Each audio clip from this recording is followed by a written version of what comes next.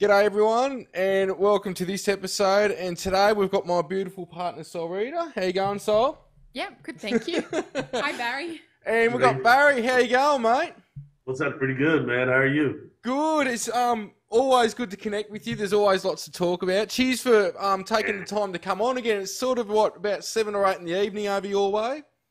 Yeah, 7:45. And we're the next day, and it's around midday here, or nearly 1 o'clock over here. So there's a bit of a time difference. But thanks again for connecting.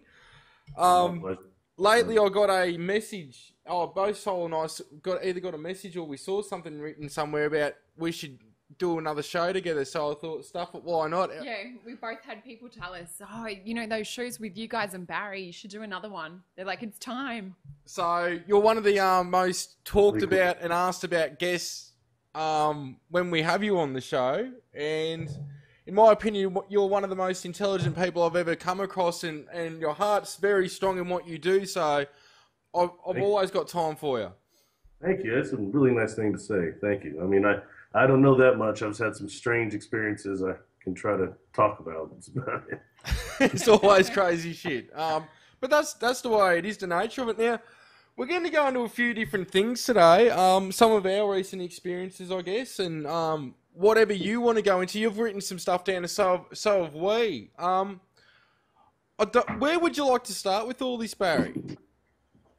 I like to start by just saying thank you to both of you, and thank you, Peter. But I've got a lot of responses from these interviews we've been doing, and they've been really positive. And I didn't know what it would be like. I thought that maybe it would be negative or something, or people in my personal life I only heard once or twice, so he shouldn't be talking about that, yada, yada. But for the most part, it's been really positive. And the young star seeds, as they're called now, that are reaching out, it's amazing. I'm getting asked a lot of questions, and these young ones, they're brilliant. I mean, brilliant, the stuff that's coming out. And they're reaching out means a lot. You know what I mean? So every person that has taken time to reach me by Facebook or message me or whatever, I'll always try to respond to everyone I can. But I mean, it's been positive. And I can see, it gives me hope for humanity is what I'm trying to say. And I think that these younger people and the ones even younger than them right now is the best chance for us to maybe not annihilate ourselves. Well, that's a very good point bringing up this, because me and Sol were speaking about this in the last couple of days, and there's a lot of people having a go at the young ones. And now when I go and do talks, I have, like in America, you only hear about people over, and this is on a lot of shows, and I'm hitting out at these people now, the older generations that are saying this, because it's bullshit, and that is only people 50 or older are interested in this. No. It's because your head's up your ass that you're only seeing people from 50 upwards. So where we're doing stuff, we're seeing a lot of young and old. It's the whole gamut.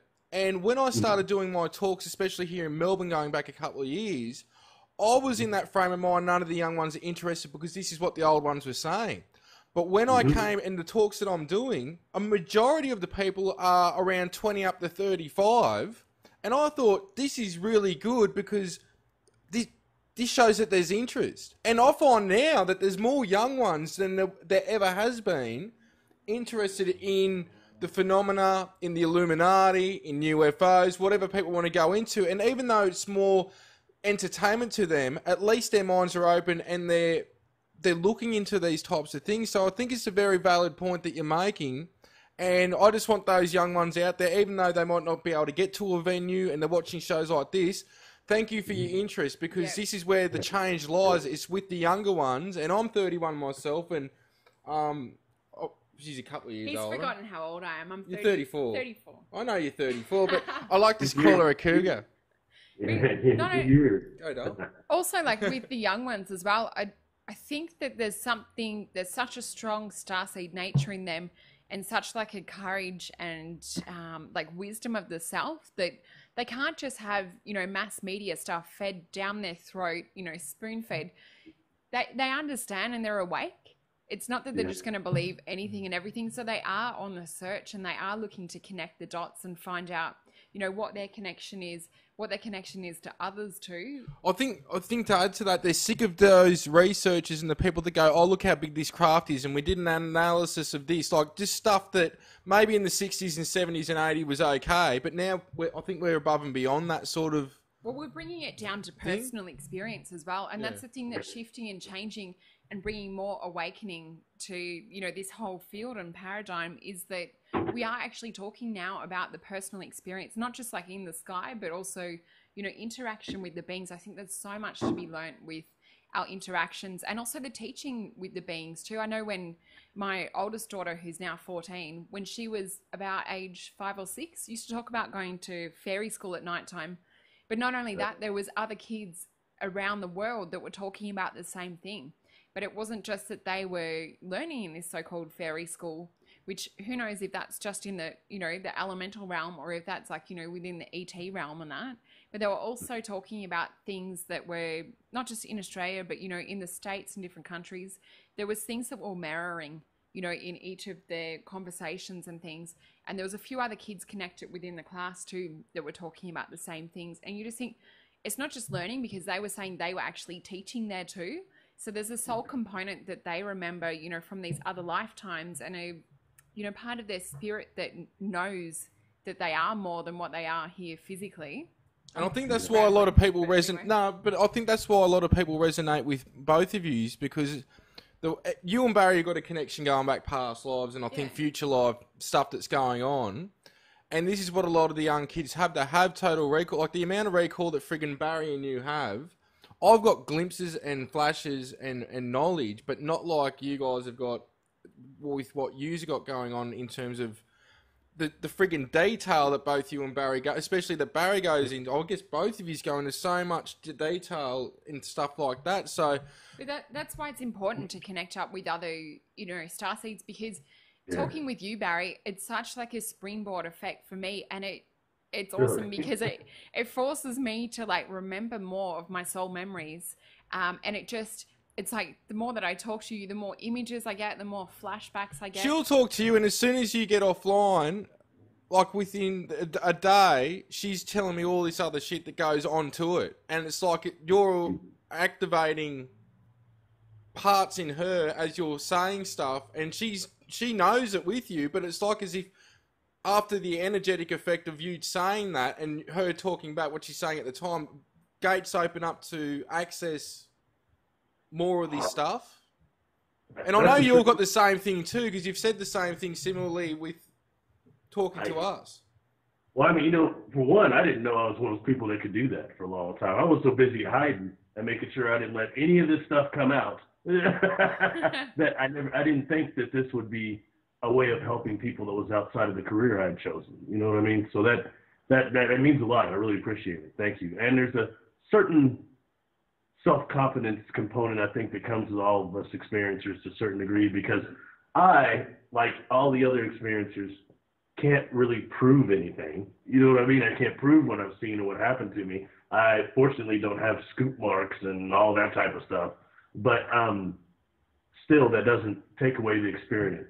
I've got all that, and it still can't prove my story. You know what I mean? Like, I'm kind of getting. We should kind of touch on this, because you had mentioned that how many people are coming forward right now with past life memories, and I mentioned before a show that my brother had mentioned. My brother Mitch. I want to give him a shout out too. He's watched all these shows and has been a proponent for me doing this since the beginning. Even when you were asking me, and I was saying, no, people will find out. And but anyway, I want to give him a shout out. But I think that when we were talking about the net a little bit, okay, and this show that I was going to mention, it's called Ghosts in My Child. And what it is a lot of young children, I think about the age of 10, that have past life memories. And there's a lot of children like that right now. So that kind of connects into what we were talking about, the net that's been suppressing our soul memories, all right, and why we can't remember anything here. And it's more than just we incarnated into the flesh for the experiences and all that. I hear that from a lot of people. And yes, that's true too. But no, that doesn't explain why you can't remember your soul memories when you're an immortal soul. There's a problem there. But right now, I think this net And these installations that the dark forces have, these installations that are programmed by using holographic virtual reality technology, okay, what they're doing with that, all right, is some of these installations are being destroyed. And I think that's the war we've been talking about. And the more of them that are getting destroyed, the holes in this net, that's kind of what I see. I don't know what you see, Soul, maybe see holes in it, kind of. Yeah, definitely. And And fractions. yeah. And that's allowing more to incarnate right now, more of these souls to incarnate, but that with life memories right now. Yeah. And some of those children on that show remember being in like 9/11. You know what I mean? It's very interesting to listen to that right now and see that. And I think that may be our best hope. Yeah.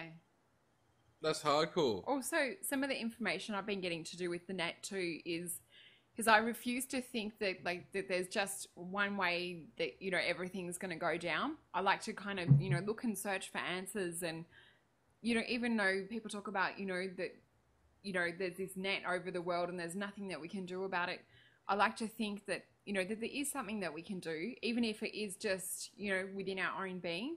So I think the more that we can meditate and make connection to that part of ourselves or that higher self, the more that other people are going to mimic and do the same thing, the more that all of those lights together are going to shine and form their own net. Sort of, how you would think of like a Christ consciousness grid forming around the earth. Well, that's and the more that this energy that we can keep building and working together, in a positive light sense, the less power and negativity and fear that we're going to feed into this other crappy net, the more that's going to fall away and deteriorate. Well, that's what I've been talking about with people, and it's the exact fucking thing. It's consciousness. So those from the higher realms, though we're living all these lives at the same time, have broke through this grid to help raise the vibration here. And if enough of us work on ourselves individually, that wears off, and more of the collective individually raises themselves, and this can break through that.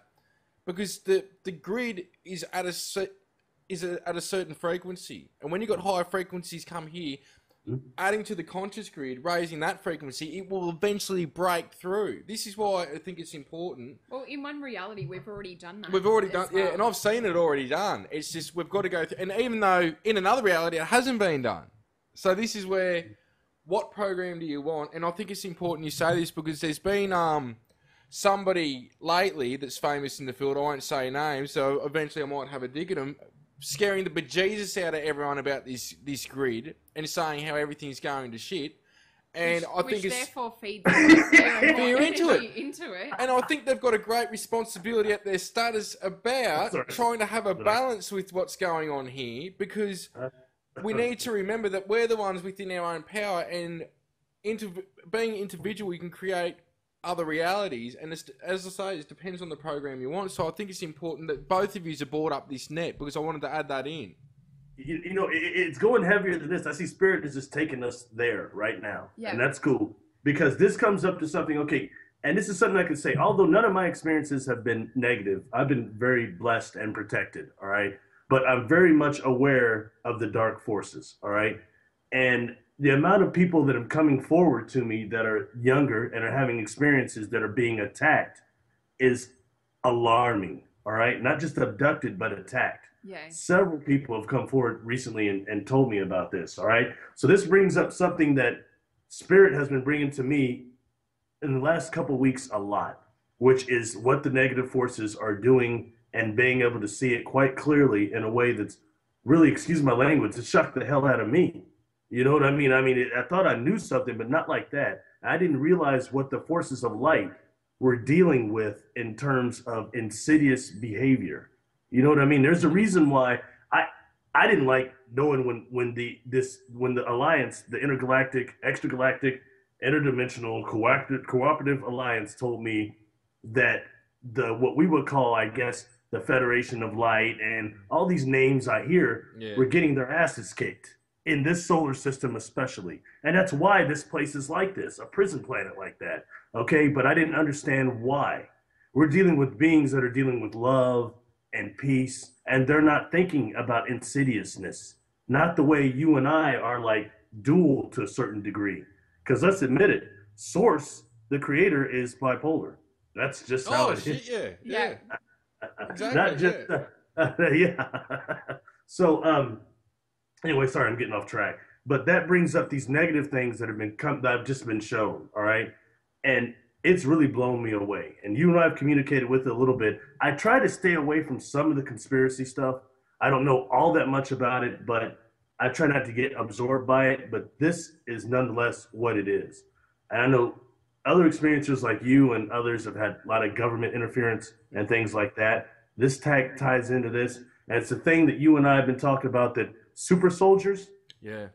but even more than that, this black goo, which is really sentient fluid, a sentient oil almost. And it's funny because I said to you as soon as you asked me about it, I've watched the chick on one of the bases shows that I said you've got to watch them.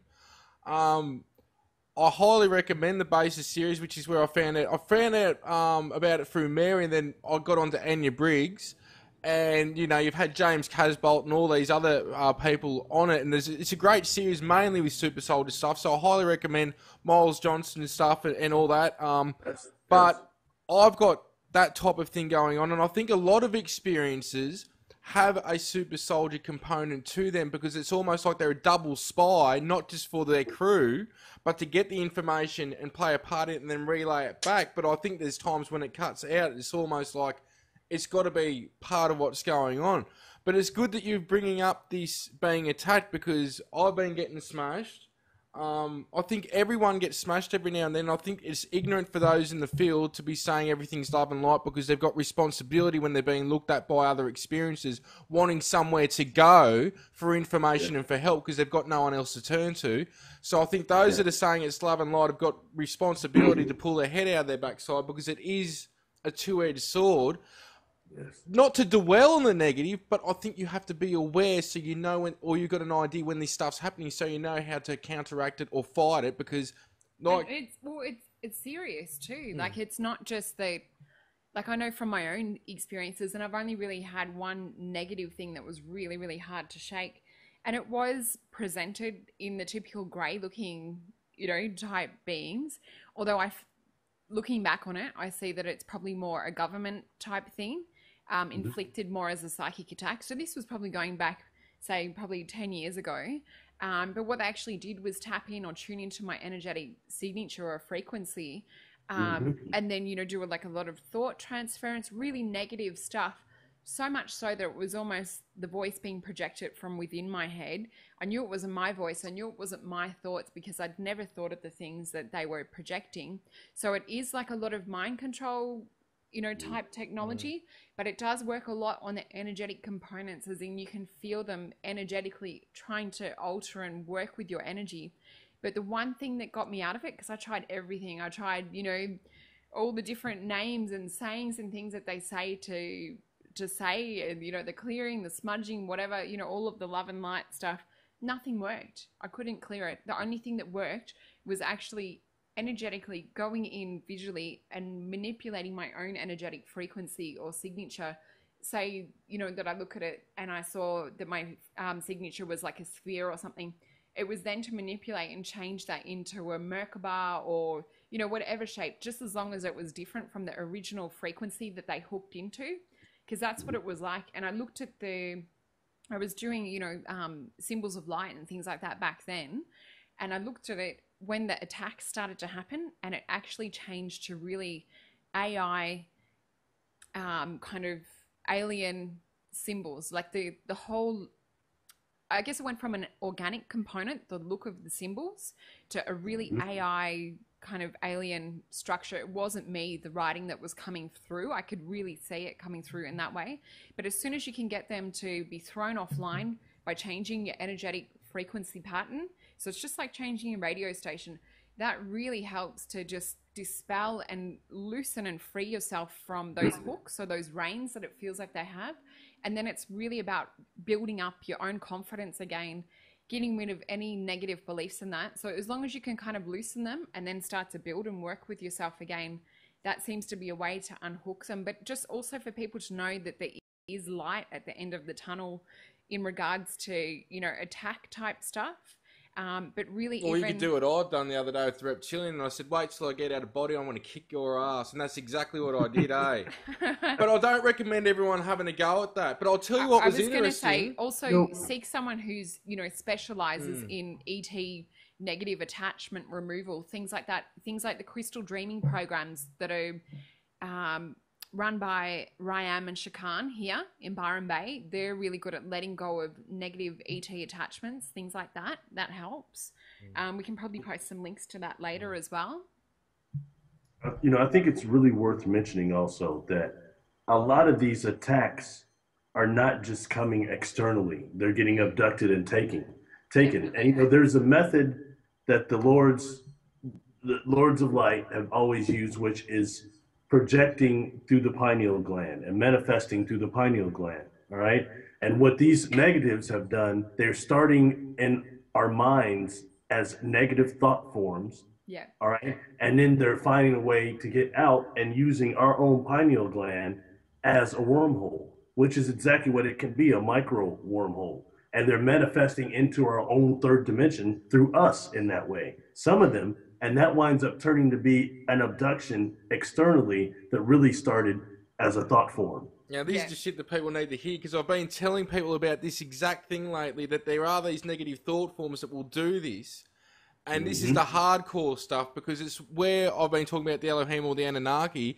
They do everything by thought. This is what the other side of the coin does. It's all by thought again. So it's very important you're saying this.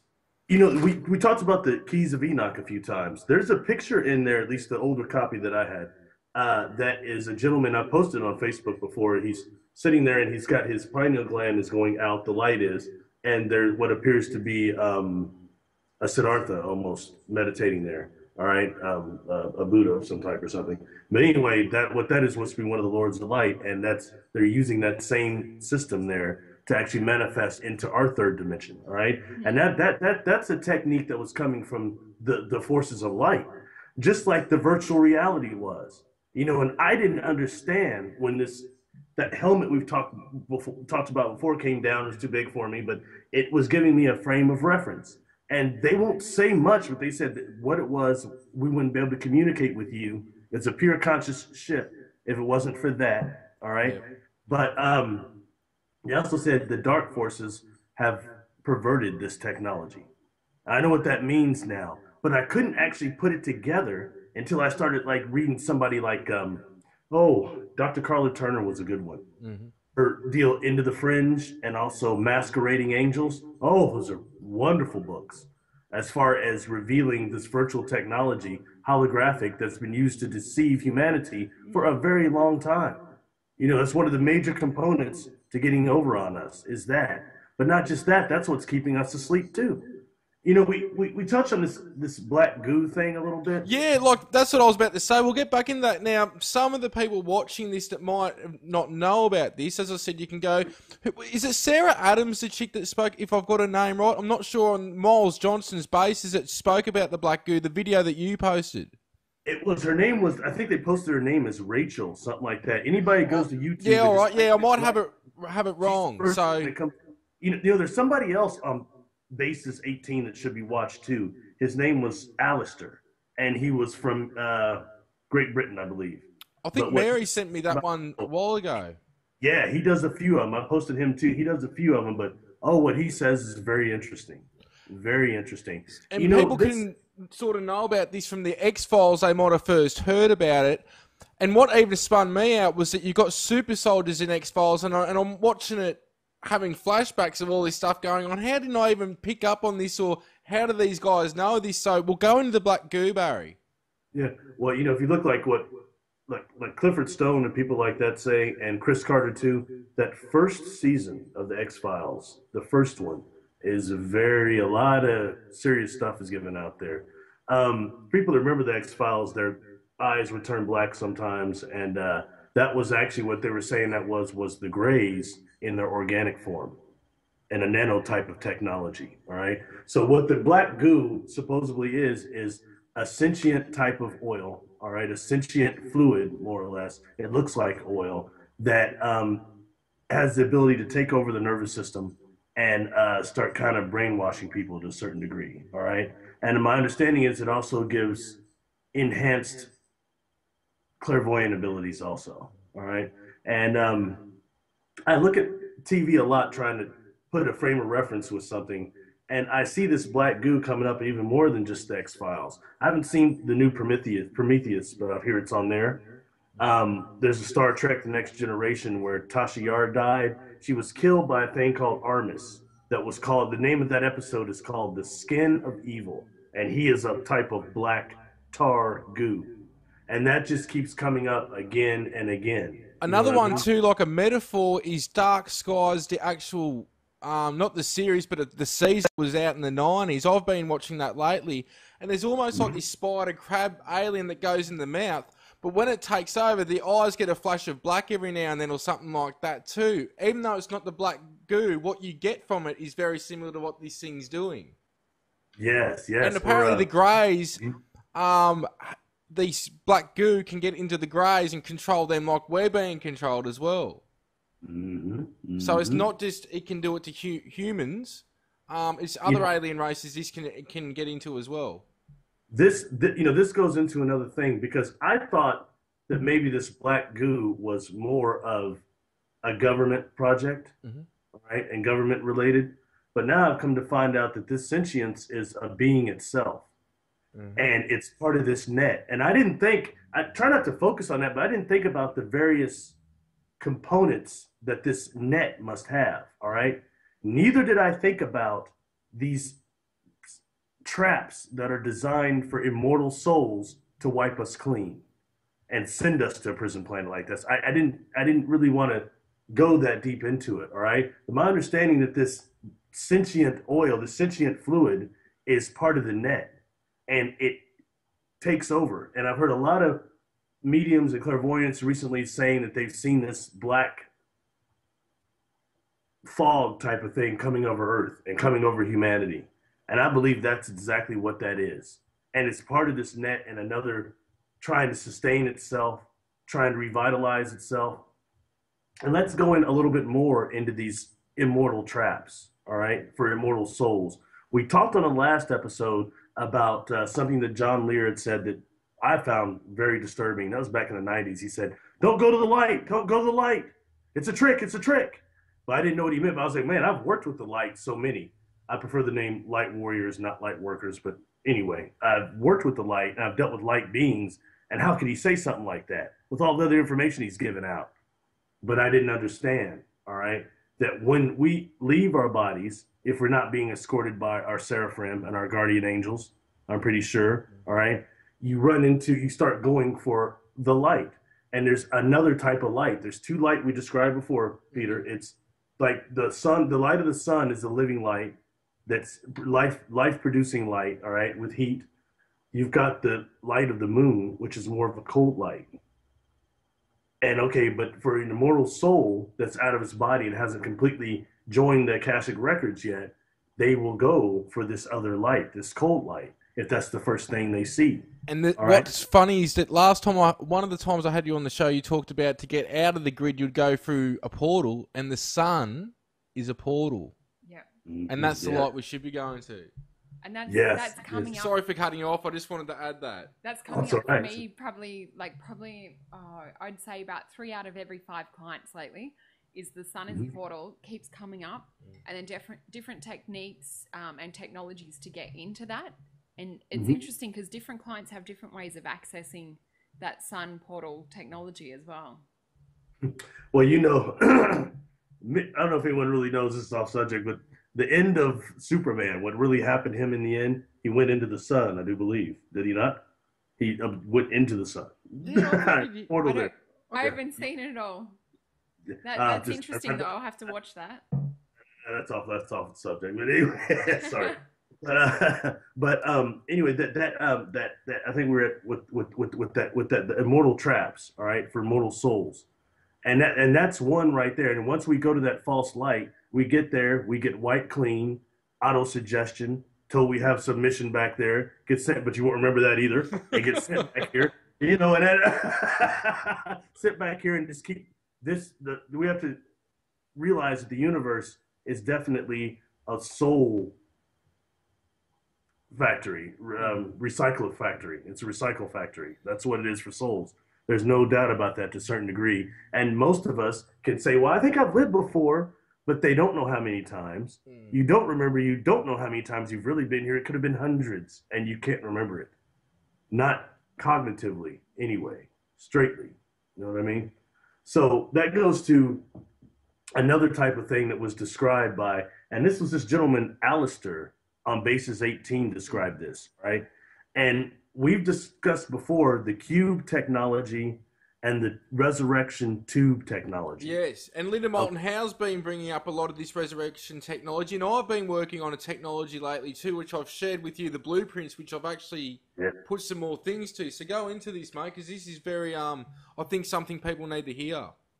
I mean, I think your blueprints will work too. By the way, definitely, yeah. But the black cube technology is not just based on the cubes that we've seen. A lot of experiencers have seen these black cubes. I myself had seen one, and it came out under regression. All right, my friend Bill, that did your first show with, has seen one. All right. Now, what I saw this cube was being used for, they called it an inertial damper, and they described it to me as something that was pulling what we would call orgone energy or life force from water. So when you see a USO floating over the water like that, they're actually doing that. They're taking the life water out of the life energy out of there, and that's what and then they use that.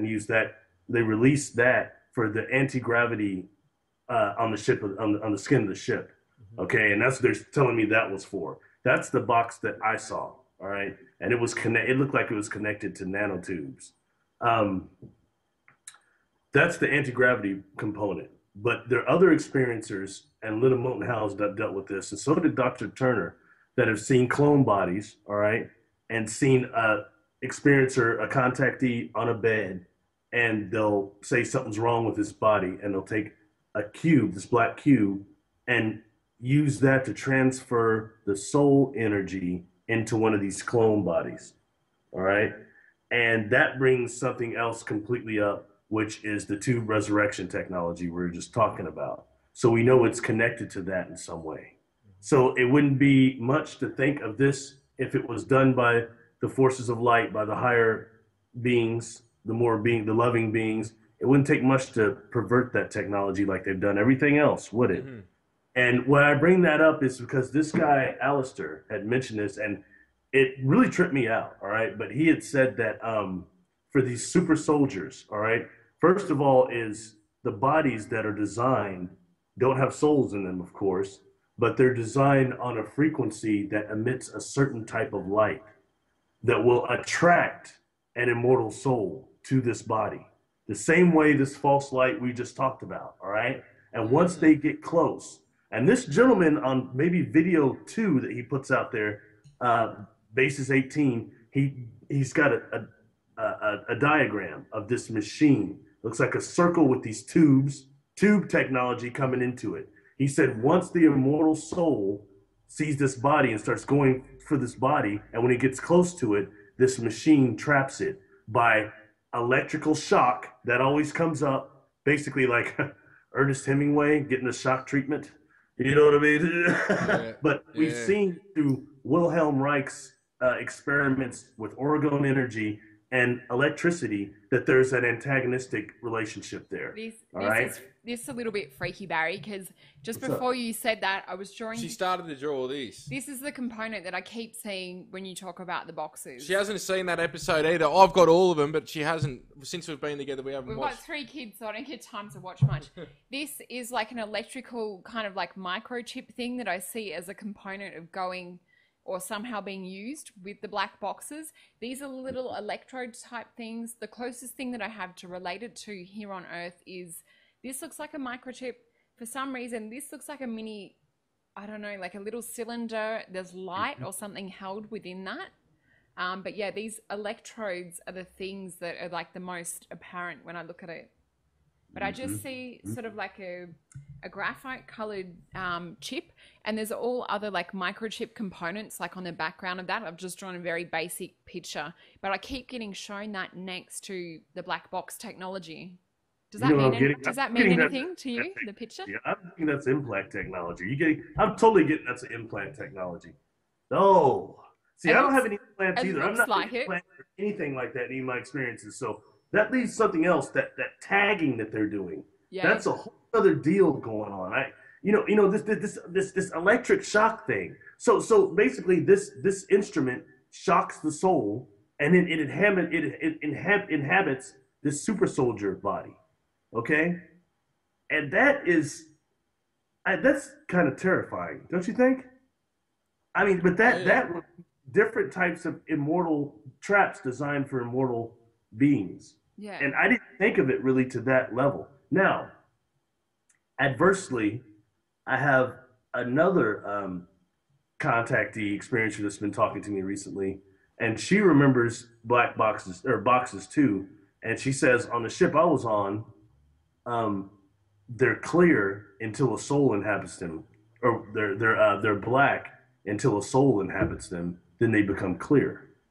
Okay, but she said that she was not trapped in one; that she was actually being protected after the first cataclysm in Mu, and that is quite possible. I mean, I can't. And Whitley Strieber talks about the black box.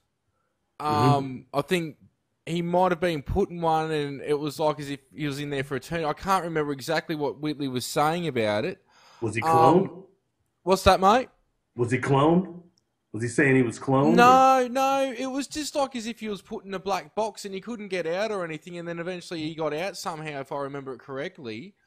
But there's what's even interesting too is in public, like we've seen there's a black box somewhere here in Australia, and throughout the world there's different ones in different places. I think there's even one in Mecca, and some type of Jewish religion, they tie a black box to their head as well.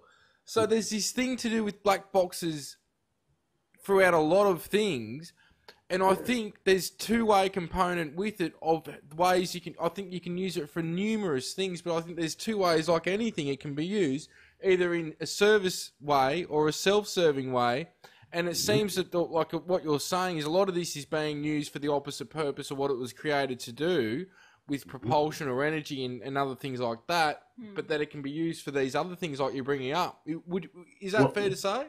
Yes, it is. Well, I mean, she took it a step further and said something else. She said, and these boxes containing souls are distributed throughout the ship and are the power source or running things.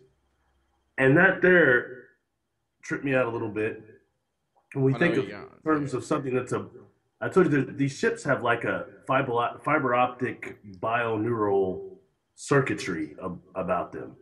And it never thought of me what the power source is. And I don't know what was actually in the box I saw. My experiencer friend that saw his box, it was anti-gravity too, but he didn't know exactly what was in it either. I don't feel maybe that is what it was, but this is still a component, what she's saying that is very valid, I believe. You know? Well, if I think I know where you're going, do you think it's the soul that's running the thing? Exactly. Well, if we take even what we know about the Roswell technology that was back engineered, they were using a type of, and that's illustrated very well on Spielberg's Taken, which most people seem to have not watched. That was on the Sci-Fi Channel, but it was Taken, and they showed how they actually the crew members themselves are the power source, just like the instruments I spoke of from not just Egypt but Mu. It's ourself, where the Kundalini in us was the power source. It's the Kundalini energy that was the power source for the Roswell engineering or the craft also. The other thing too, sorry for cutting you off, apparently there was a golden cube found on the Roswell craft which Dan Burridge talks about. Now, I don't believe everything Dan Burridge says, but there's some similarities about the future timelines that go in line with what I know, and also that movie, The Minzy, there's Metatron, the last Minzy, there's Metatron's cube. So I just want to add that because these friggin' cubes keep on popping up. Yeah. Well, you know, if you look at also what the Satanists had a habit of taking the Christian cross and folding it, and it makes the cube into a black cube. The ancient gurus had a cube that they said the consciousness exists in a cube type of form, and you can see this over and over again, like you just mentioned. There are these black cubes all over the world. Cultures cities all over the world, and that is very disconcerting. You know what I mean? Sorry, what's that? Sorry to interrupt. Oh, Do no, you know that's what all it right. means, like with sacred geometry too? If you've got the cross inverted, like the Christian cross upside down, it's actually kind of like the opposite to resurrection. It's kind of like keeping your soul away from source. So that's interesting if you look at that in the form of the cube too. Yes, yes. You know, there's several things about the cross, such as the crest color of theory says that the cross also is designed to, it's supposed to represent the destruction of the black genital. It's also to break your energy bands too. Yeah. So if you do the crossing, I don't want to do it, but if I do that to somebody, I can break their energy bands down. And then I can show them a few things that I could do to them that they lose their energy. They've still got energy, but you can play with their arms, and there's no way they can push them back up how they normally would. So you think about that, you know, not that we go to church or anything, but, you know, people going to church and doing the cross. They're breaking their energy bands every time they do that Father, Son, Holy Spirit thing. Leaving themselves open.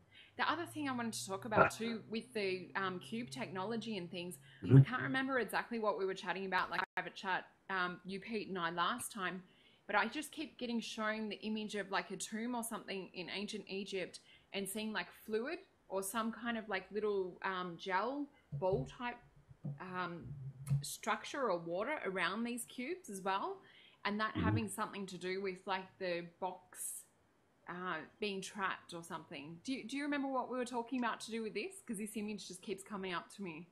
It's a thing called sleeping survivors. And what I remember is there are several souls. I mentioned before that there's a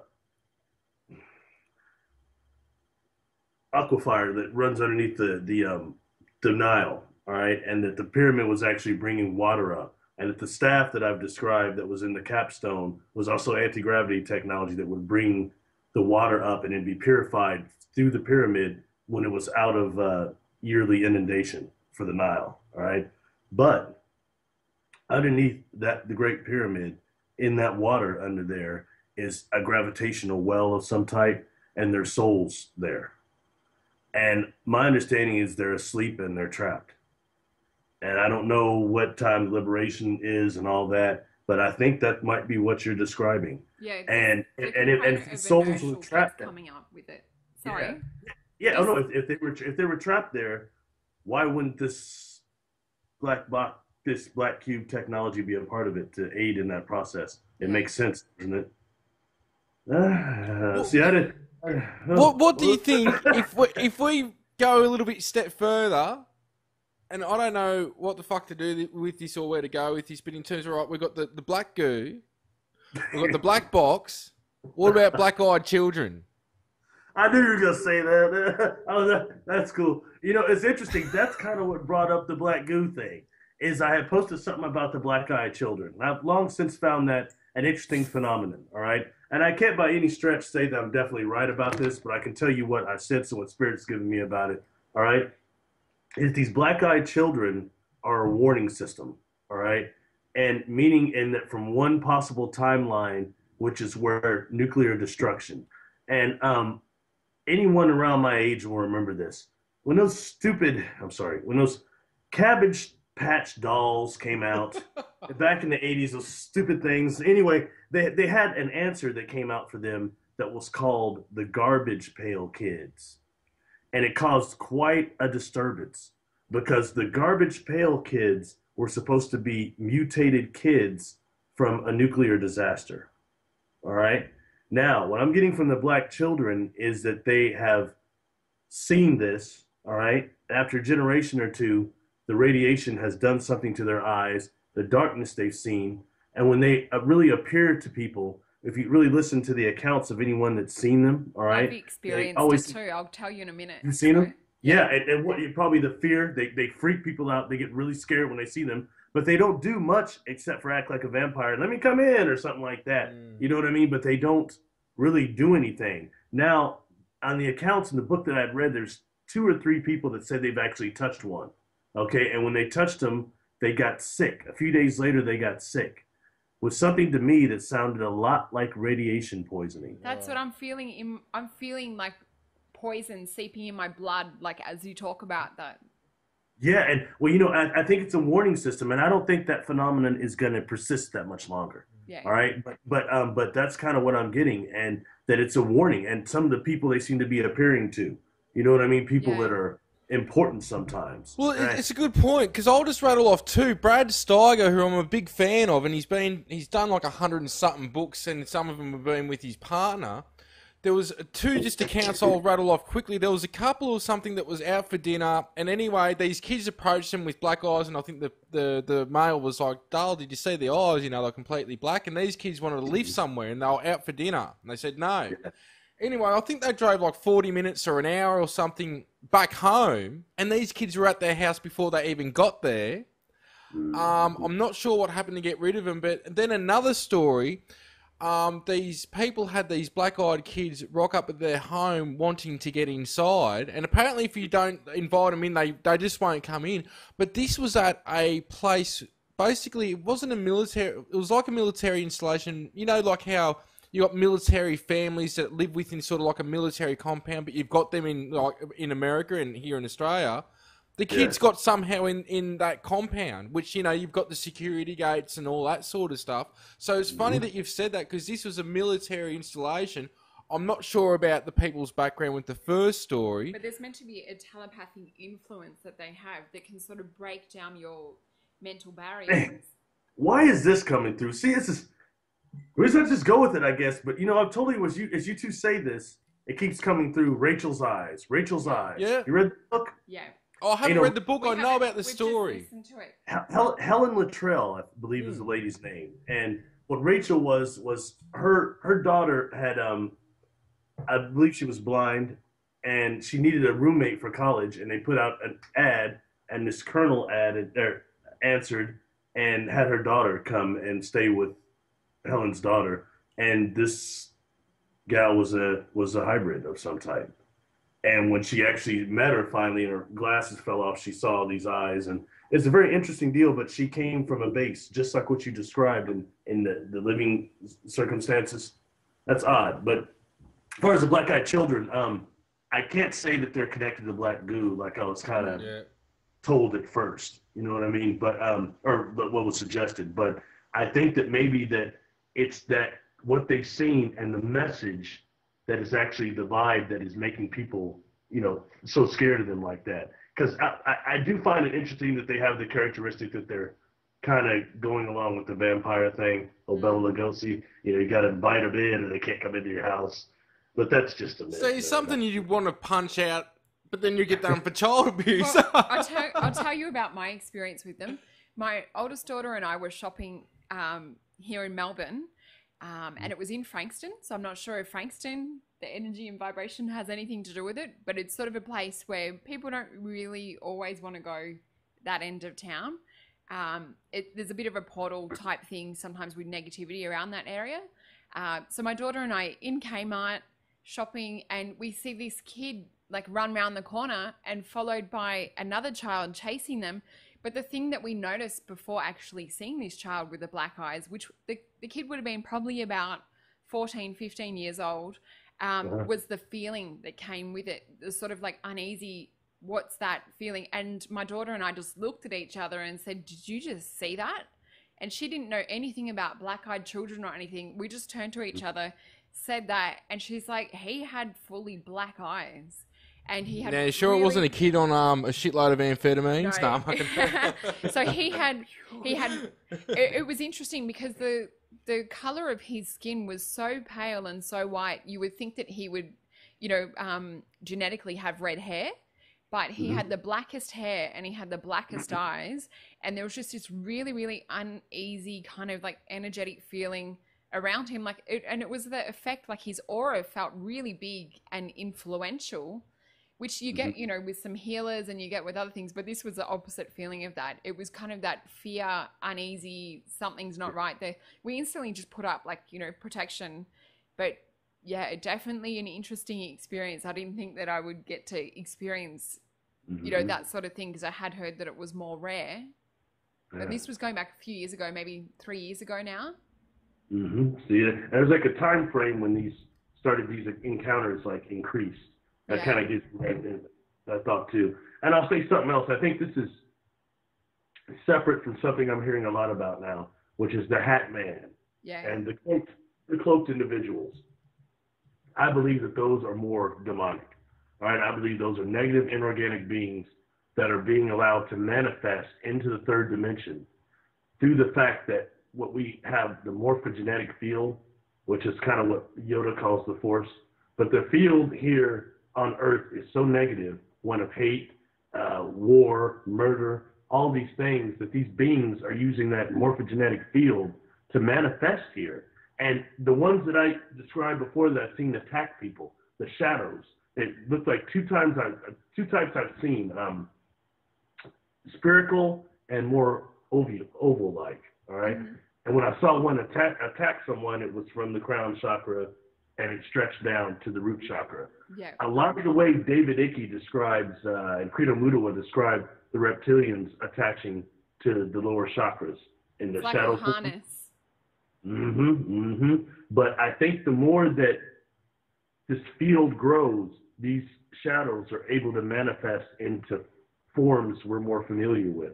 And if you look historically, the Hat Man and the cloak being goes way back. Yeah. But you've got a caste system of negative forces, and that's what they are. You've got those little shadows I saw were not the millions of year old fallen angelic type of beings that hate humanity. It's different. I think even if you go back to the time of when that plague was about, you know, the big plague that was around a few hundred years ago, it was reported that there was hooded beings with canes walking around when this was going in the areas that this plague was.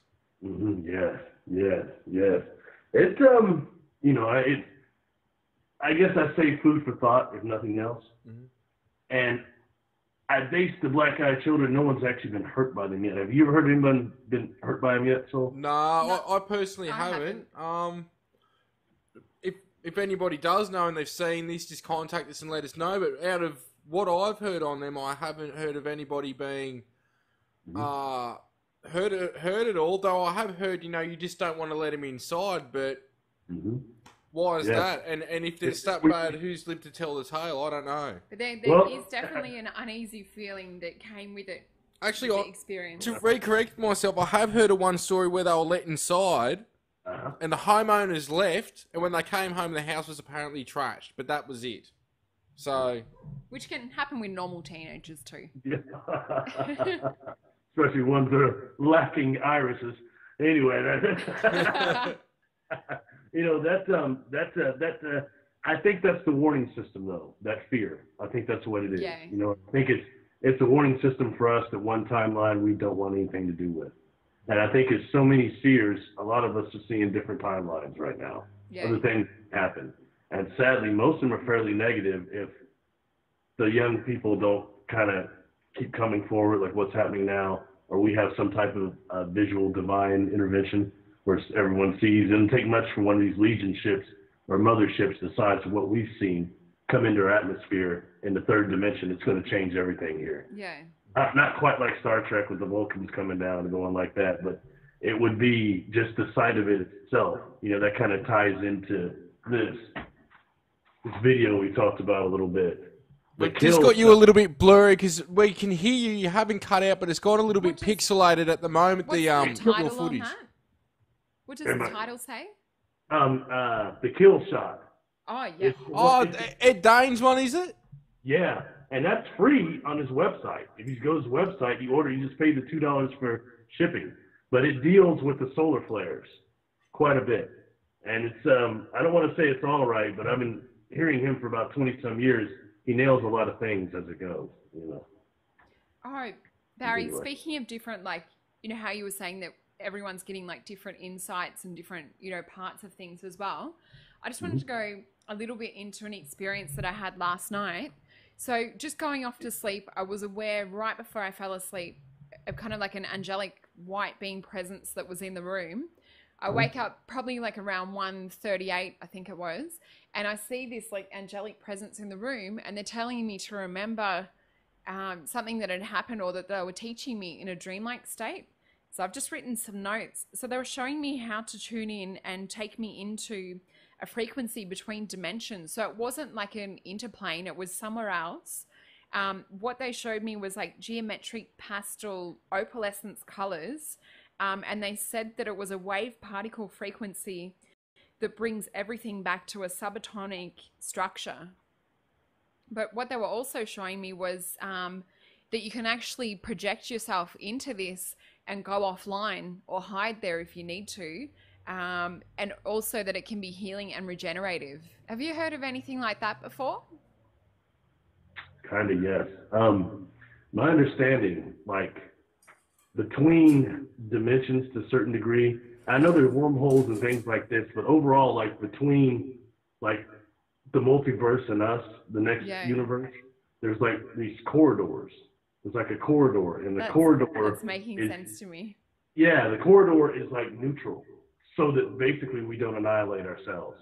And I guess that goes kind of not just temporal, but maybe universally too. I mean, I don't know, but that's kind of these corridors.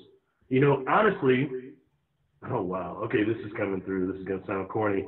There's an original Star Trek with the guy that used to play Sinbad, and he looks like himself, and his other self is from the antimatter universe, and he's like battling himself. And every time that he comes in contact with himself, the entire universe shakes. All right, but they meet in this corridor, and they're battling in the corridor, and Kirk and them trap him in the corridor because it won't destroy all creation. All right, but that corridor, I think, is kind of the same theory that we're talking about here. You know? It felt like a chamber or a room or something, but the beautiful geometry of it, I would say it's this sort of shape, you know, like bigger, almost like a craft-like shape, but just the geometry and the structure and the opalescence and the beautiful pastel colors connected with it, and just the space that it was trying to, you know, show and teach me about. It was just fascinating. You described something that the Uranta book calls ultimatons, ultimatons, ultimatons, which are basically what you and I would call prana energy, life force, those molecules itself. Yeah, that makes sense actually. And you know, I'm getting something else from what you said too. What this place you're talking about, for anyone who's into science, these particles are coming through the Casimir effect. Like they're almost two plates together, energy that's naturally occurring in between. It's something like that going on there. So you just described a number of physical properties, I believe. You know what I'm saying? Yeah. I'm not a scientist, so I can't answer all that. But no, but that makes sense, like what they were showing me, because they had showed me above and underneath was those plate-like things as well. So that makes sense what you're saying. You know, that blue stuff you've seen that was in the you opened up the keys of Enoch when you were visiting me, and we had that blue light stuff lying around. What was the blue light stuff? Can you remind me? You said you opened up the keys of Enoch and it had the the bubbly type effect, the ones that we were seeing up in Agnes. Yeah, what's that? That was something different. That was to do with mitochondria, DNA, and it was like this bubbly sort of stuff coming off, but that's totally different, that one. Right. But another interesting thing that happened yesterday, I went to pick up my daughter from school, and she's 8, and instead of seeing her eyes as she was coming out of school, I just saw these two blue lights connected like at the middle, and I didn't see eyes for a second. I just saw these shining blue lights come towards me. That was a bit trippy. I'm having some like altered weird stuff happening with my eyes at the moment. Well, the more you still them and allow that energy to redirect through your pineal, the more you're going to see. And you're probably getting real good at that now, just naturally. So, you know, something I did want to bring up that's a little off base, if we could. Yeah. Sorry, were you done so? Was that? Yeah. Don't worry, I'll be going off base. No, I didn't mean to interrupt. Go to second base. No, go on. The space cadet, I think, was the word they used to use. It's dealing with this. A lot of people I've talked to recently have wanted to know more about hypnosis in terms of, I've heard this a lot. I got hypnotized and I wasn't getting the memories back. Nothing came out of it. I've heard that a lot. What I would say is this. I think Lee would be a good person to probably talk about this. um, having a rapport with your hypnotist. It doesn't have to be somebody you just meet once and then you go lay on a couch and they try to do a regression on you. They might not even be a good regressionist. You don't know. But on top of that, if it's not somebody you built a rapport with, you're not going to have enough trust with them for them to take you to the deeper levels, you know? And when I say that, we've got the alpha state, which is just kind of like almost where REM, rapid eye movement, starts. And that is, you know, that we just go into that when we're daydreaming a little bit. Then you go beta, but you go deeper into theta.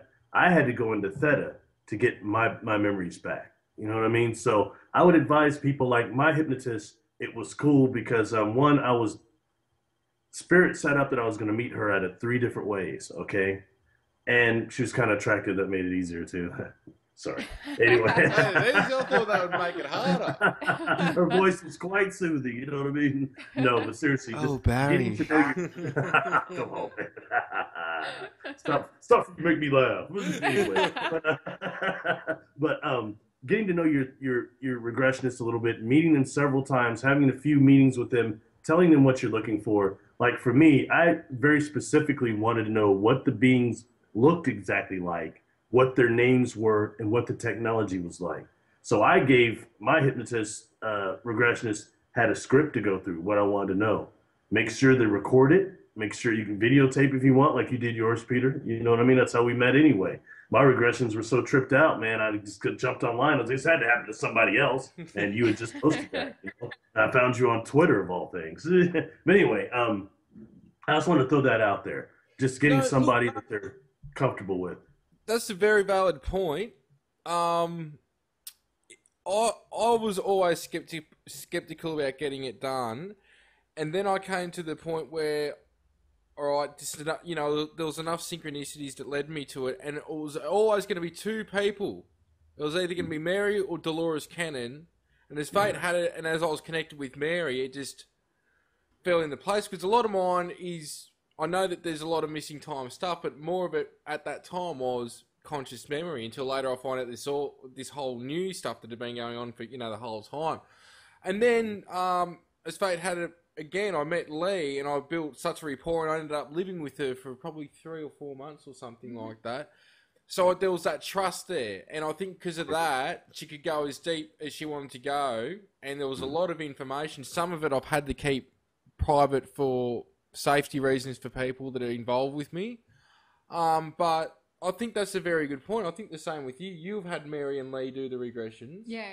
And having that relationship is just, you feel safe, you can go into a relaxed state. You definitely need that, and you need to feel that, you know, you can feel safe enough to go into that deeper level, that you don't have to worry about safety in that, and sort of have your consciousness hanging sort of like around the rim or whatever, that you can be led into it deep and in a safe place. Because I mean, I have had, Pete and I've sort of, you know, experimented and stuff with, you know, regression type things, and for me, it feels better for me having a female take me into it. I don't know if it's... Tell me what you fucking see. What the fuck does that mean? That doesn't help. No. and then at the end of it, what? Is that all? It's like, tell us something new. Dude. And I'm like, if you could let me relax, then I'd see more. So definitely go to an experienced regressionist, someone that you feel safe and trusting with. Yes, definitely. Yeah, and it's I know you're gonna start losing viewers. So they had the brother on there, they just all started going crazy. Anyway, but you know, I know I'm gonna sound repetitive here because I've said it several times, but it's important that people that have seen just a ship, they've seen a UFO, they may have just lost a few seconds while they're watching it, or the fact that they just saw it alone, and then was a feeling that comes with it. Okay, wait a minute. That wasn't a government craft. It wasn't even one of the ones I didn't know about. It was something else. That feeling, try getting hypnotically regressed. See what really came out of it. Were you getting subconscious, superconscious even information? Were you in contact? Because that's exactly how first contact is happening right now. Yeah. You don't think when you see a craft out there doing something like that, or you see several of them, and you're in a crowd of 10 people and only 3 of you can see it. The other people going, what? It wasn't meant for them. It wasn't their vibration. Yeah. Okay. And you don't think, well, my gosh, all these ships or a whole federation of beings wouldn't stop what they're doing just to make contact with me individually. That's exactly what they're doing. Exactly, and that's a very important point because I've relayed this so many times, even with clients when I'm doing the guide sessions, because I want them to realise how everyone's having contact through thought. They use your own thoughts and see. There was a period of time when I would keep going outside day or night and I'd see the crafts, and I knew I was going to see them. It's because they projected the thought for me to go outside. It wasn't me thinking, I'll go outside and I'll see craft. They were going, we're outside, but we'll put the thought in your head like, oh, I better go outside. I think there's a craft there. It was them doing that. So, and later with the regression with Mary also, it was confirmed that more happens when you're having a sighting. I've even heard James Gilliland in one of his presentations in the last year or so, when I watched it, talk about how people who don't have much of a memory or anything, or they've had a sighting, best to go and see somebody like Mary Rodwell or a regressionist, because there's a lot more that happens every time there's a sighting. You know, and a lot of people will get hit out. I know Mike Cleland got hit out by the Paracast for saying basically what we're saying, but I think once you go into that realm, there's no going back in terms of what we've experienced. We know what we've experienced. We know the thought transfer component to a sighting. And it's very, it's very valid in my point, something to go down. And some of the things that come out, like, I'll throw out a spiritual challenge for people. Hell, excuse me, half of us are suffering from spiritual amnesia anyway. When you go into the trance and you're there and you're in theta, the deepest you can go, have the regressionist ask you what God looks like, what God is like. That came out for me. My fourth one, the one I commented in the last show I couldn't remember doing. I'm up there talking about our creator starting as a singularity from loneliness and what we call the Big Bang actually being an immersing of souls that came out in a wave type of form, a wave pattern. You know what I mean? So, things like that will come out. And I did all this time meditating, and I thought I had seen the creator to the most that I could anyway. Wrong. These things will come out from our subconscious. And I've said it before, we really just don't remember what we are. No, definitely. One question I'll ask you, and I know you've got some. Actually, first, what would you like to bring up, Dale? You've got a few things here that you've notes or whatever. I've just got I've got the drawing here of what we were talking about before the show. That all-growing energy component of the craft, the one that's sort of like a bit of a fungus type thing. I don't know if you want to talk about that sort of technology and things at all. Well, if you want to go into that, that's fine. Yeah, how about you, Barry? What do you want to talk about? Do you want to talk about that? The column of light, is what you mean? Or? Yeah, I guess I'll just sort of like lay it out what the experience was that I had a few weeks ago so that people know what we're talking about. So basically, I had a craft land in the backyard, and it was more like of a projected thing that I was seeing like within my own consciousness. So it wasn't one that I could see, because I've been not seeing so much the lights in the sky lately. The ones that I've been seeing are all the stealth crafts. So each time, that I'm getting called out, things like that, it's more that I'm seeing crafts that are not lights. Stealth craft. Do you mean like government stuff or? No, like they're transparent with a bit of shape and a bit of density to them, almost like a cloud, like a grey, like an apparition. You know how I said the crafts land on us? In an apparition form, I guess would be the best way to describe it. I get things that are more kind of like semi-physical, and I also had a white yowie experience in the backyard the other night too. But getting back to the craft thing, so I saw this craft land, and I saw this swivel chair inside the craft. So it was kind of like I was in the craft when it landed too.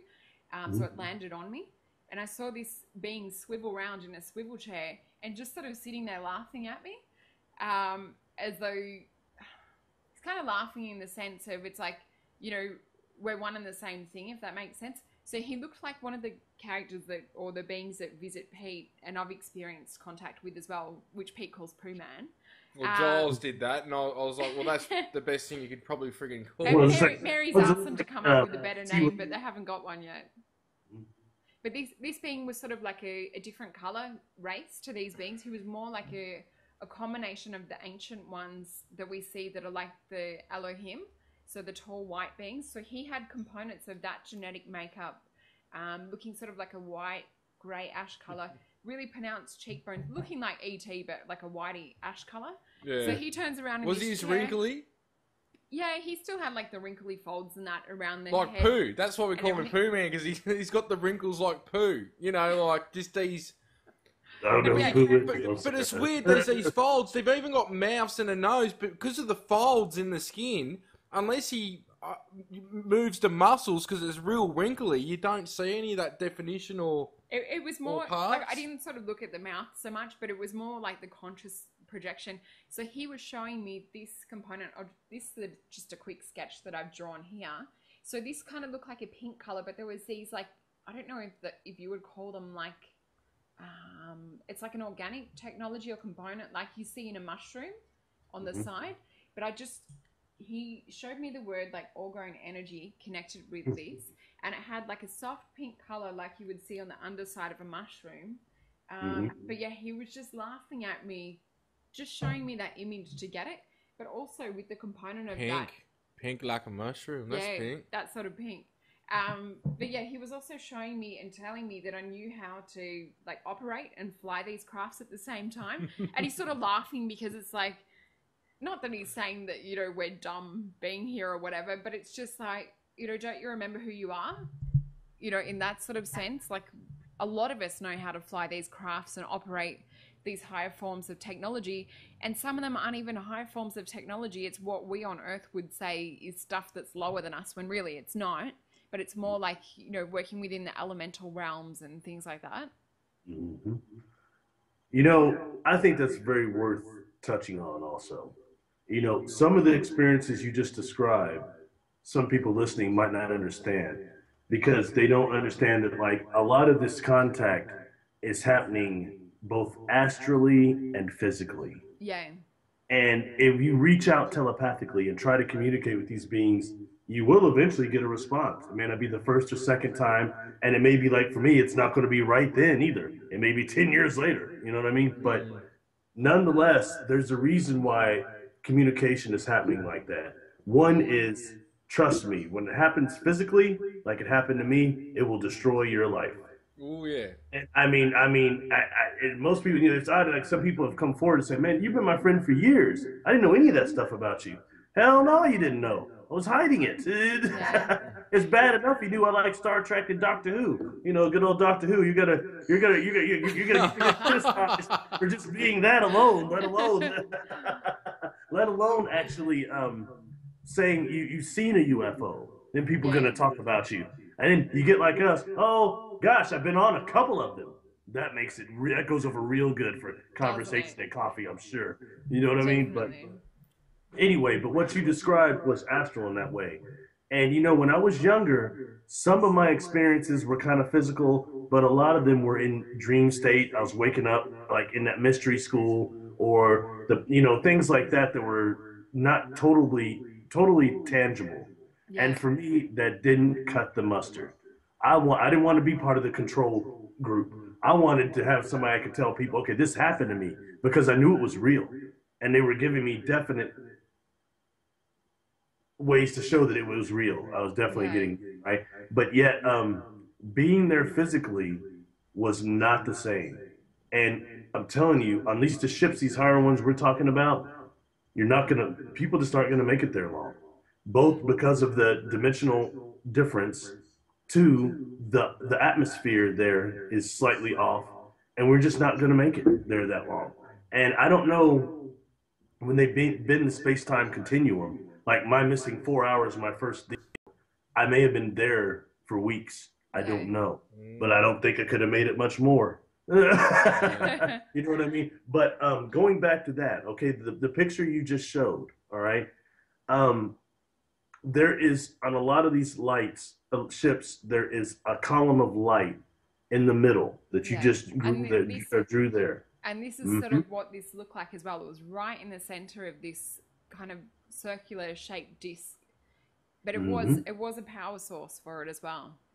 Yeah. Okay. So the first experience, the first time that I met, the first show I did was on this was with Bill, the experiencer Bill that wrote the book, and he's a trip. But okay, I had a deal to where okay, he's someone that called me, and I tried to fake him out, but he just wouldn't go away. All right, kept hounding me. But then when I actually physically met him and laid eyes on him, I knew I'd seen him before. Yeah. All right, and it was from an experience. And I'll tell you what this was like, all right? I'm at the bottom of this ship, okay? And there's an engine down there. And the engine looks like what we will call a gyro spear. Not a gyroscopic, but gyro spear, all right? A glowing type of ball, almost look like liquid mercury or something, with these rings around it that were moving constantly, all right? And about maybe a foot above this contraption was emitting a light that was going up the column of this ship and going up. This thing was big, so I'd say like 2 or 3 stories up, decks maybe we could call them. Yeah. But the deck that was just above me were experiencers there. I could see them, all right? And they were in like an astral form, a dream body, all right? They're kind of transparent, like some of the crew members are there. They're just transparent, but they're being allowed to touch the living light, this column, right? And my friend Bill was one of them. That's when I knew I had to talk to him. There was someone else I saw there that doesn't remember it. That'd be Susan Konechny you've had on your show before. When I first saw her, I immediately recognized her. And there were other experiencers there too, all right? And all right, you're giving me Doctor Who flashbacks to Rose touching the light on Doctor Who. There you go. Oh, before he had to regenerate? Oh, it was a rough episode. And he regenerated too early. Anyway, that's taking you somewhere else. Actually, this column, when it goes up, to me, it looks a lot like, actually, it goes back to Star Trek, like The Next Generation and like Voyager. How the engine room looks there, like boom, boom. But it's a column that goes up like that, like almost a deck around it. All right? What I've said before is, these ships are built and they're grown over a singularity that we would call sometimes a micro wormhole. Okay, so the micro wormhole is also the engine itself as well.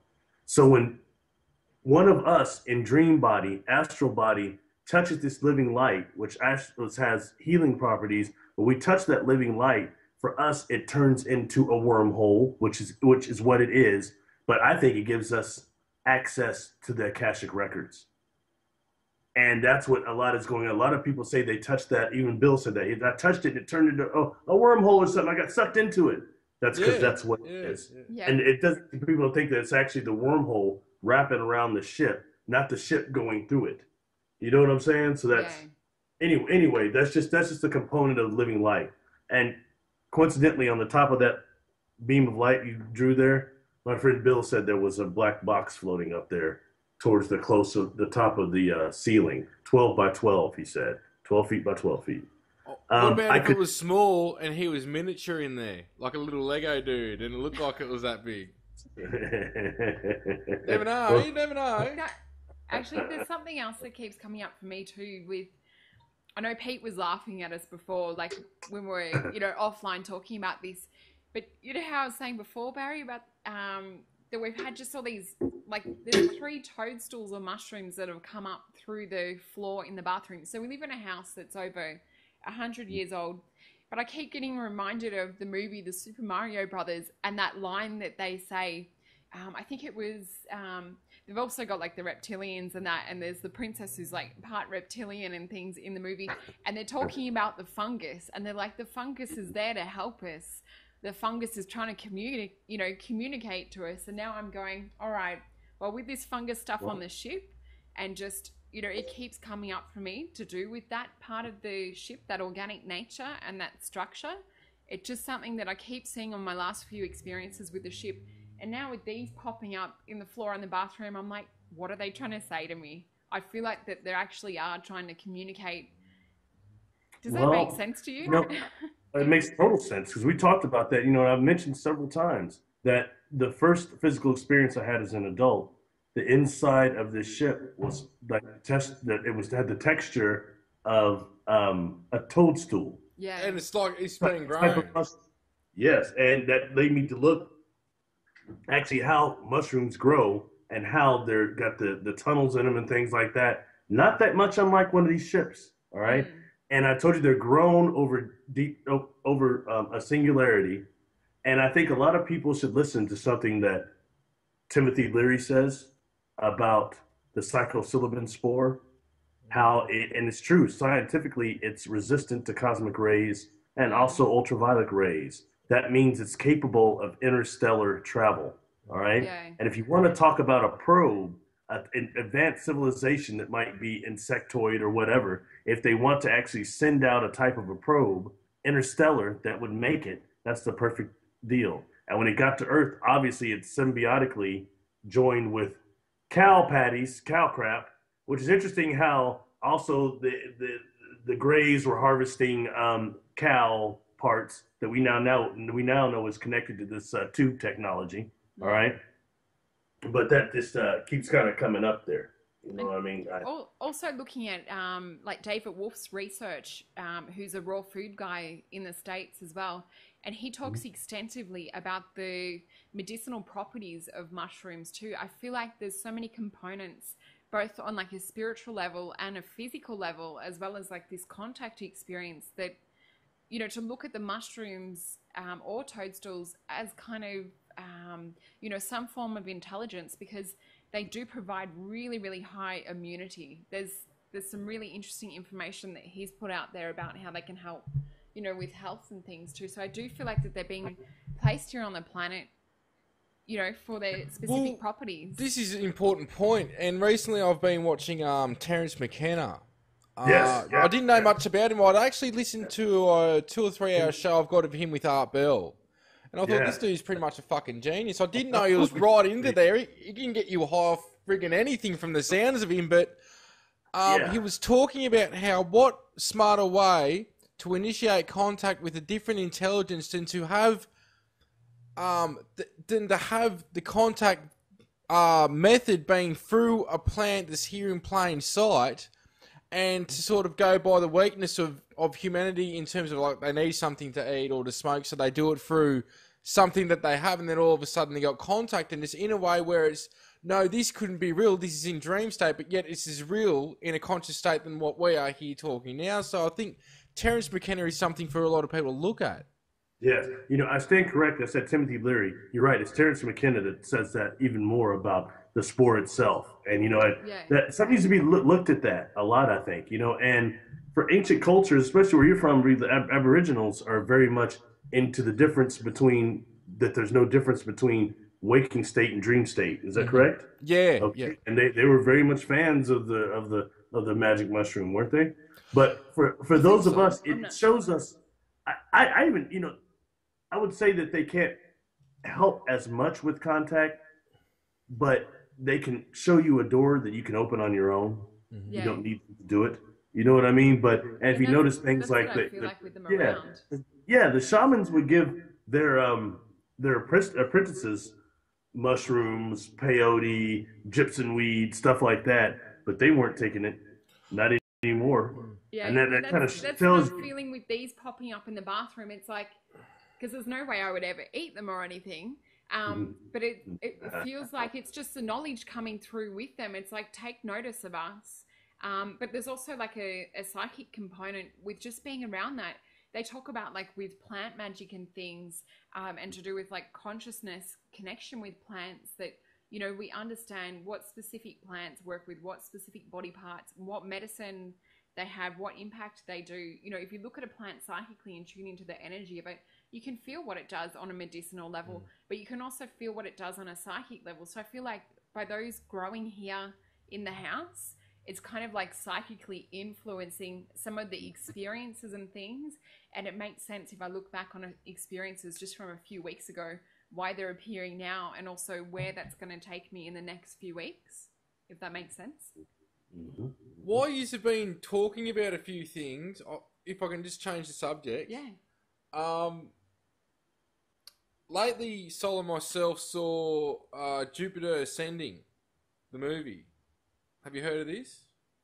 I've heard of the movie. I've not seen it though. What's funny is in the ads, I'll go into why I'm bringing up this movie, but in the ads, there was actually a movie coming out, and I can't tell you the name of it, but that John Teeter time travel device suitcase was in it. It started with A, not Yeah, but not A to me. I don't know, but we'll watch it anyway. It's going to come out soon. And I'm like, that is John Teeter's time travel device, and these kids have it. Anyway, we start watching this movie, and I recommend people going to see it. That hot chick from the 70s shows in it who used to... Is it Kunis or... I don't know, but that hot chick that used to go to Aston Kutcher in the 70s show, or that 70s show, which is pretty cool. Is it Channing Tatum? Yeah, I think that's his name. Yeah. Magic Mike. Now, Soul's got this sort of Syrian royal connection, which is funny, right? And anyway, lately I've had experiences with these geometric beings, angelic type, but it actually went above the angelic type realm, and they had wings and they were purple and they were geometric. I told you before the show how this was the Elohim. And they said, we're going to show you our real state. And they said, we are the Anunnaki, you're us. And they were geometric beings. Now, what's funny is in the movie, these dudes that are helping this chick had their wings clipped. So they were angelic and had their wings clipped. And then all of a sudden, when they go to war a little bit later on the movie, I don't want to give too much away, they jump in geometric suits. Like this big robotic geometric stuff. And we're sitting there after what I've experienced in the last 2 weeks. What the hell is the chances I go and see a movie like that? And it's exactly what we're experiencing and going through. Like this. But have you come across... I've come across geometric beings once before. And some people know of this. But have you had any experiences with geometric beings? Like the geometry? You know, honestly, just once. And I didn't remember it until my second regression. And it's the ship that I've described before, which was a pure conscious ship of some type. You know what I mean? But in one room, all right, I thought it was like the bridge, but there were micro wormholes in this room. If you're in a room in your house, there's like maybe 20 or 30 of them in there, okay? And at this point, a light being jumps in my field of awareness onto the floor, basically, all right? And it appears to be almost spherical at first. Then it starts unfolding, and it looks a lot like a flower. Geometric patterns like that, it's unfolding like that on the floor, and then it kind of raises up and jumps into one of those wormholes, and then comes out of another one in a different form, kind of. Right. And that's that's when I realized, I was okay. But that's the only time I'd seen that. But I mean, it's even hard to have just a frame of reference when you see something like that physically. You know, you got a ball of light down there, basically looking like something that could be a computer graphics like we've never had here on this planet yet. Yeah. Well, I was just going to say, do you want to describe the craft? Because when Sol and I first met, do you want to go into like the Orion Syrian thing and how then you saw the craft that was... Yeah, so... going back to one of the first regressions I had, the first one I had with Mary, I saw Pete's sort of galactic family landing in this craft that looked it reminded me of like a grasshopper type being. It was golden, but the windows on it were kind of like opalescent, geometric, see-through glass type things. And I saw like this like wing type thing come down. But looking at in the movie Jupiter Ascending, the royal craft that they have in that's gold, it looks pretty much like close to what I saw in the regression as well. So we're sitting there watching this movie, just both looking at each other, they're going... Have you seen any geometric beings yourself?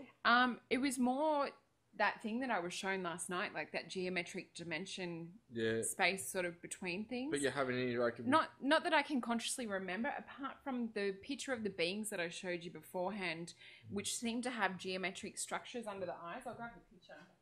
See, what it could be too is a shifting in dimensions. Like anybody now could probably Google Wikipedia and they can see fourth dimension, how a cube looks different in 4D and it's got geometry. Mm-hmm. But here's It's the grey one. So underneath the cheekbones, I haven't fully finished this picture, but they had kind of like a geometric bone structure component to them. It's just this one here. It was like geometry type shape. These guys were really interesting though. They were the ones that stood out to me the most during one of my experiences with a craft that actually landed in the bedroom a few weeks ago. And I was just seeing like really bright yellows and pinks and a geometric kind of disc structure with these guys standing there, and they just felt like family as well. And just, I felt very protected. I just kept smiling, basically, because it was really just cleansing a lot of fears that I had from childhood with experiencing, beings and different things being around. I think I've come to a place of comfort now with, some of the stuff that I experience. Oh, if you can put up with my shit, anything's comfort besides me. Something I want to throw out that's a little off topic too, and I won't mention any names here, right? But I feel a little bit of remorse, just very little. But it was concerning a certain individual that you've had on your show before, and he's very well known, all right? And the stuff he did on your show, along with that video that he put out where it's this deal right here, basically like this little head I have right, this alien head I have right here, coming up, going like this, and go right, that sucks, man. And it's stuff like that that stops people like me from coming forward. You know what I mean? I'm only saying that because I believe that this individual had some real experiences at first, and some of which may have been government influenced. I don't know.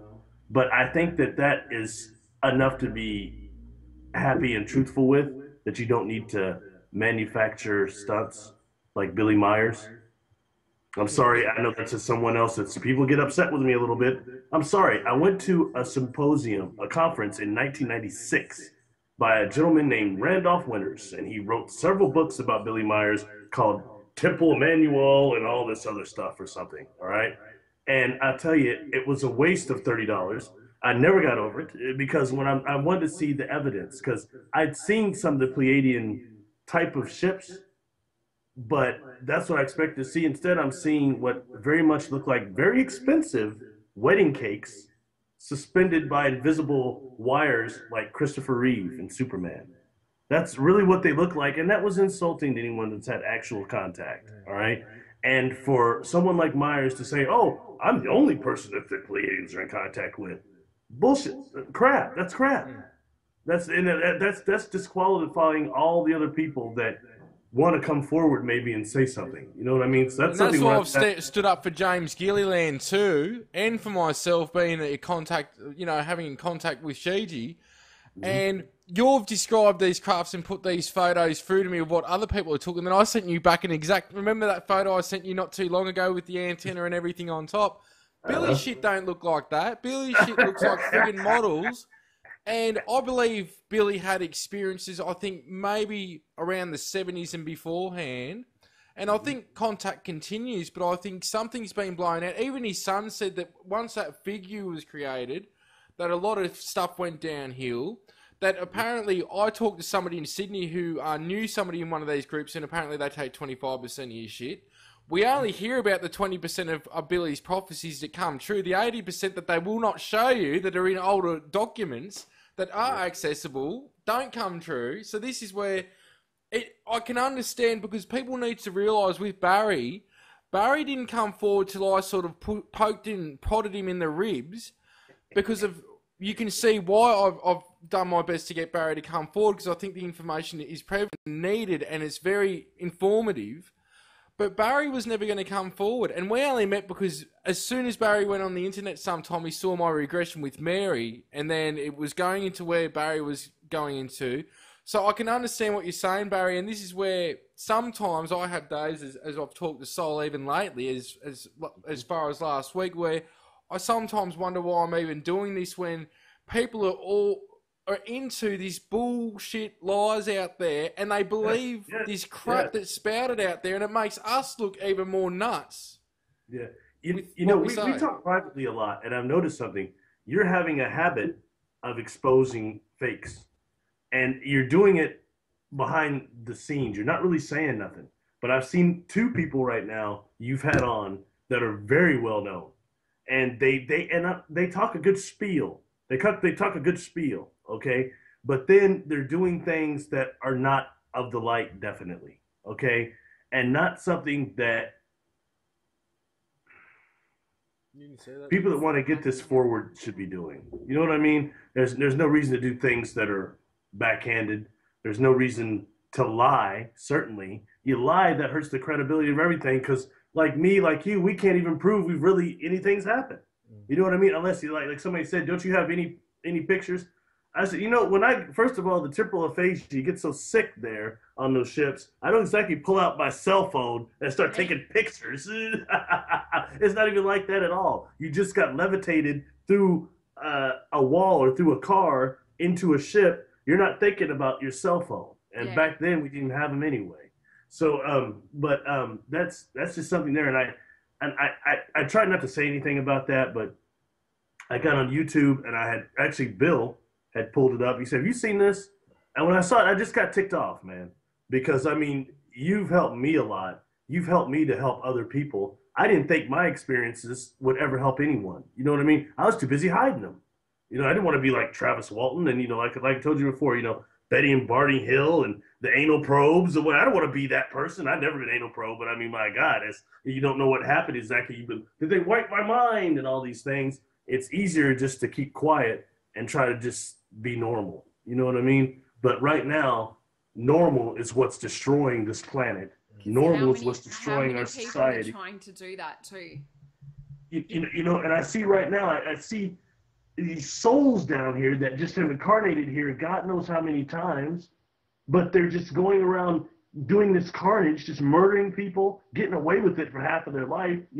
I think I said on the other show when I did my senior thesis over serial killers, the one that seemed to really kind of catch my attention was Jeffrey Dahmer. And he did this interview with Diane Sawyer not long before he was murdered in prison. But during that, he's very meek. The whole interview, he's kind of sitting there like this.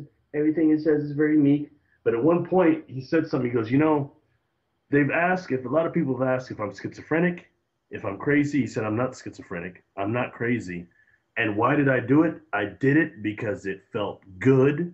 And if you let me go, I will do it again and again. And the look on his face was so real. And even Diane Sawyer, who's a very detached journalist, was kind of like, you know what I mean? And to me, that's a little more, this will sound religious, but it's a little more than a demon telling you what it likes, what feels good, what vibration it likes, what it's going to go back to when even its body's done.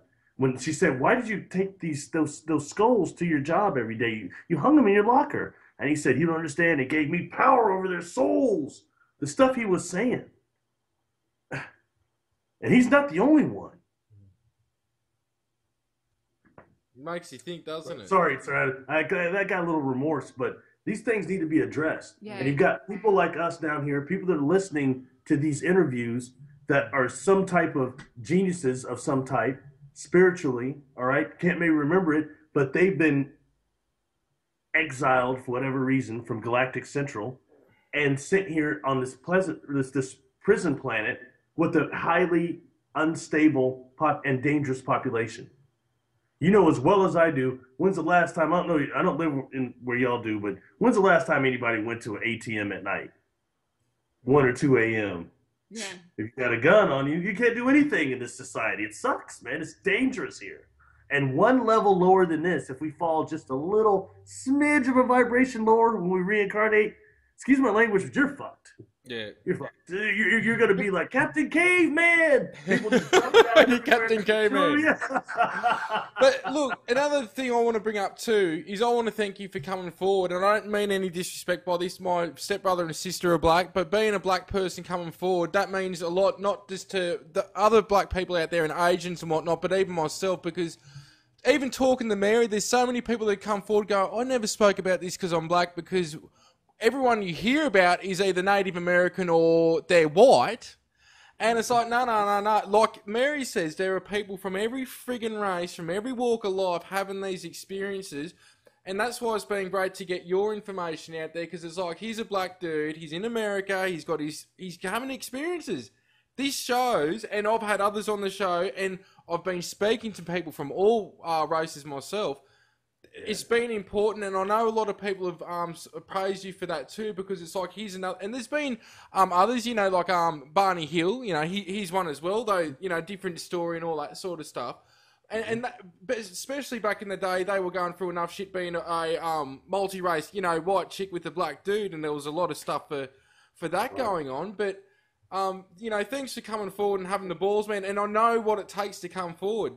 We both know what it takes to come forward. Definitely. Thank you, man. I appreciate that. You know, you had a show on that Bill had communicated with. Got to give Bill props. He hears a name, he goes after it, man. Yeah, he does. Yeah. J.S. Carter, the brother you had on a couple days ago, very interesting. I watched that, and you know, I appreciate him. I give him a shout out. I found it very interesting how much he kept going into the Nordic beings, all right? And he spoke a little like I did. That, you know, I had a big problem with that at first because everybody, like I told everybody I saw was Fabio, Christy Brinkley, and the beings I met were insectoid. They had the brains on the outside, some of them were just light. Well, that's why I said what I said, what about the different, there's blacks and Asians and everything up there in the Pleiades. A lot of people think, like you said, they all look like Fabio. Yeah, exactly. You know, but when that brother said he got healed, I think he said they healed his knee, and that they were Nordics, and they were almost had the hoods on, but he could still see it. And I found that interesting because they were almost trying to hide it from him because they knew that how he'd probably respond to it. But like the beings I've dealt with, their love and their energy preceded them. So I found that kind of refreshing to hear that, him saying, you know, I kept wanting to know why these ones look like us. And because I had a problem with that at first, to a certain degree. And, you know, I met another experiencer named Timar. She had written a book called Travel by the Winds. She's passed now. But she had a collage she would do of multiple light beings, extraterrestrial, a lot of them. And they were good. You know what I mean? That's where I saw the Randolph Winters thing, was at her house. But one of the ones she had in the middle was a brother, all right? And he had he couldn't pass amongst us, except his eyes were kind of a little gray-like. His eyes might give him away. You know what I mean? But he had on the... Were they black eyes or were they like just big like that? Like sort of almonds but normal? Big and black. Black ones. Right, yep. Yeah. And he had on a brown uniform that looked like militant a little bit and almost a little militant kind of hat. But, you know, and she's like, who do you resonate with? And this pictures, and he's the first one I went to. He's in the middle. It's no surprise you say that because he's the head of a lot of this. And I mean, she always beings up there, and I was, and you know, no one wants to say this, that when you get out in space, melanin dominant space, pure black, the first thing you get out there and see is more of this. I'm sorry, I'm real light, darker than me by quite a bit. All right, You know what I'm saying? They don't want you to know you get out in space, the first thing you start seeing is the elongated dark cats. You know what I mean? But that's what's out there a lot. That's a lot. The majority. It's not just we brothers are on Earth only. That's not true. And you know, seeing the charters I've seen, I had to accept this too.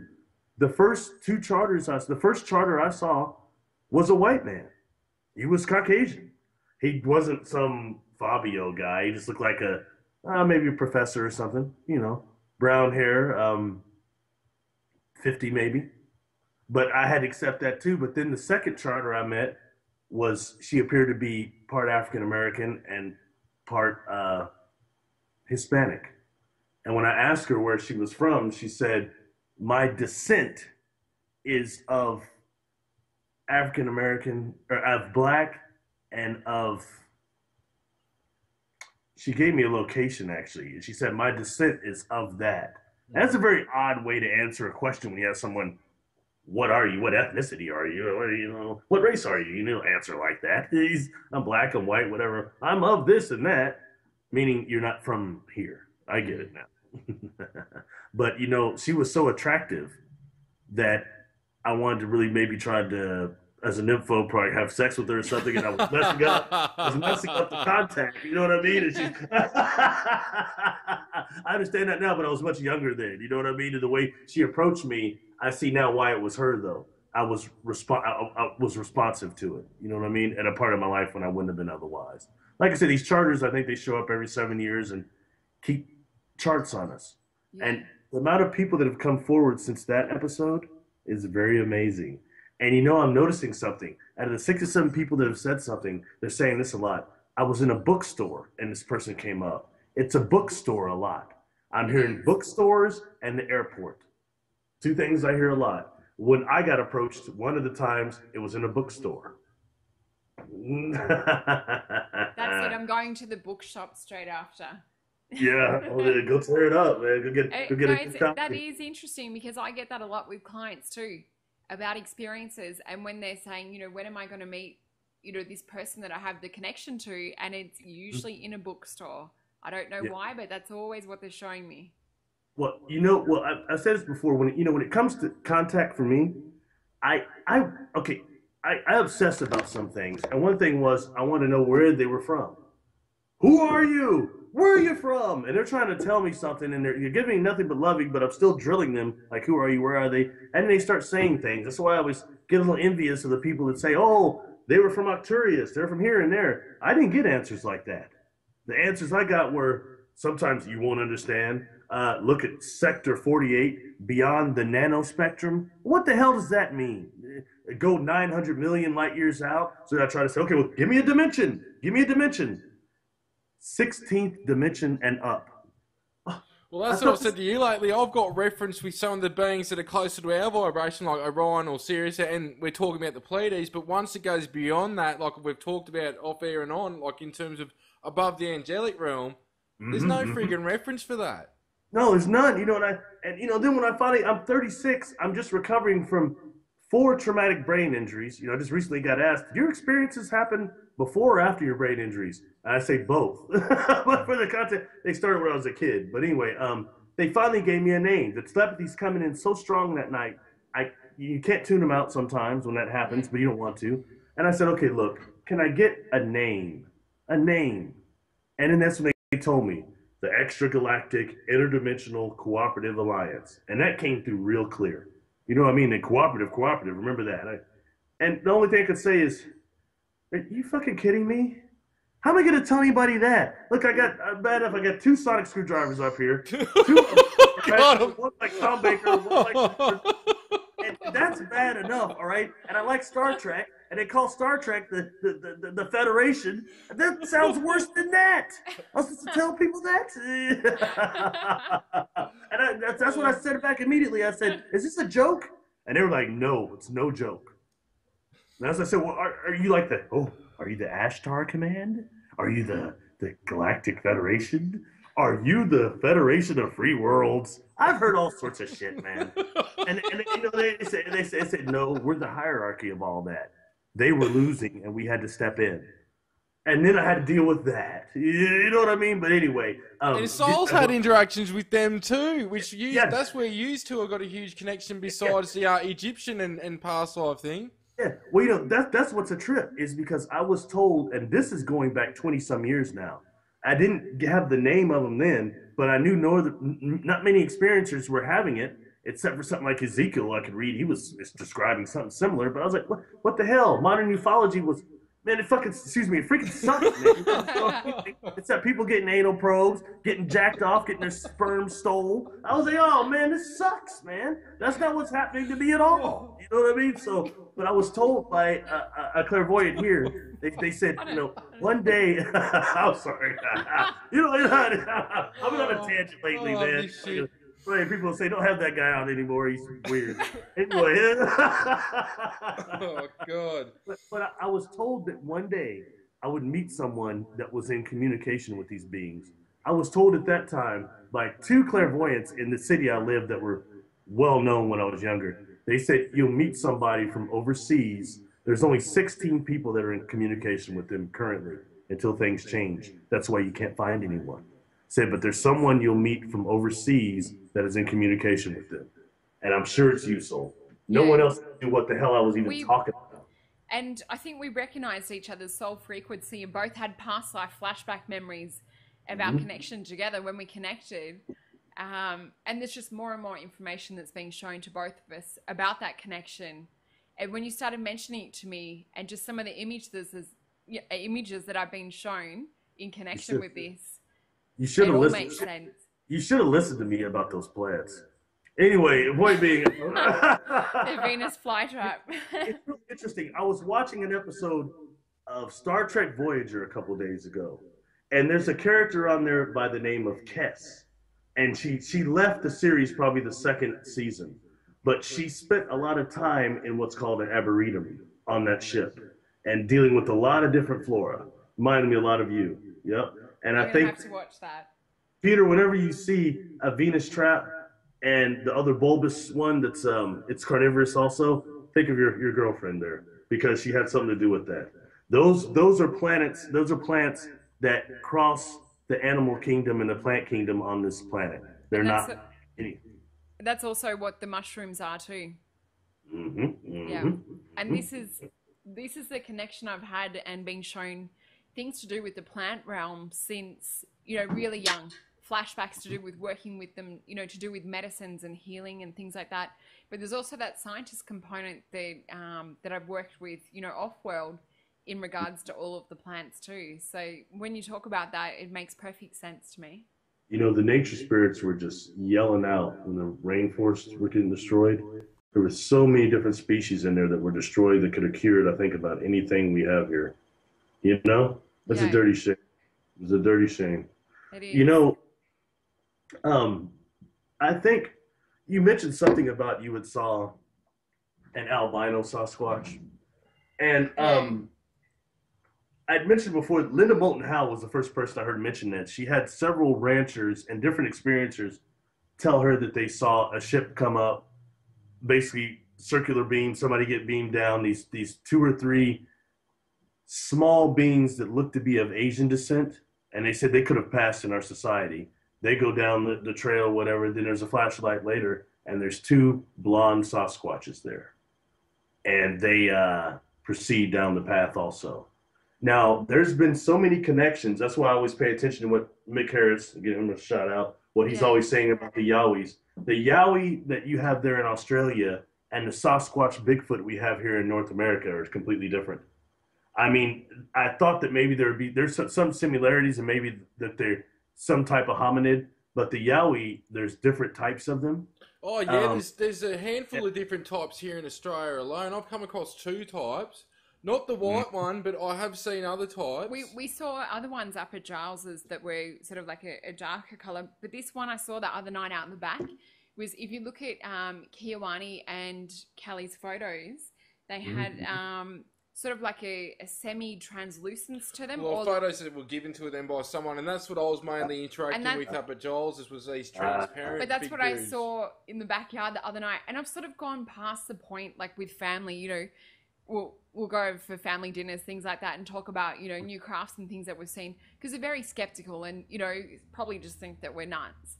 And my brother, he's into hunting and things, which is very different from ourselves. And I said to him, sometimes I like to just try and like bend his mind a little. And I'm like, oh, guess what? After skywatching the other night, I went home and let the cats outside. Guess what I saw? There was a yowie on the back deck out the back. And my brother's like, what did it look like? Like, was it all furry or, you know? And he's sort of like making fun of me. And I'm like, no, it was interdimensional. So I start sort of mocking him and going, well, no, they're interdimensional, don't you know? But it did have that interdimensional component to it. But it was interesting because I opened the back door, went outside, because I kept getting told to go outside. That's the main thing I've noticed with the contact, with a lot of the beings that, you know, with the experiences, is that you are told to go outside or you feel like really drawn. And I like jump back inside, shut the door and go, oh shit. And then I realized, oh, I wasn't actually scared. It was just that it shocked me because I didn't expect to go outside and see a yowie standing on the, you know, the back doorstep. Just like the crafts, you just knowing to go out. Yeah. You know, very interesting. You know, on Mick's website, Yowie Down Under, I posted a couple of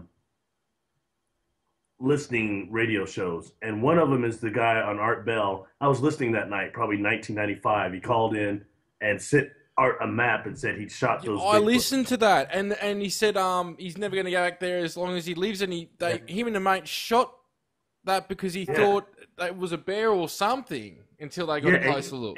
That was the second one. The first one he did was even more interesting, but there was another one I posted too, which was more recently, the first time the guys come forward, and he said he shot one too, and the other one grabbed it. Now, what I found interesting about that story is he said that he was standing near like a plateau that almost went straight up. All right.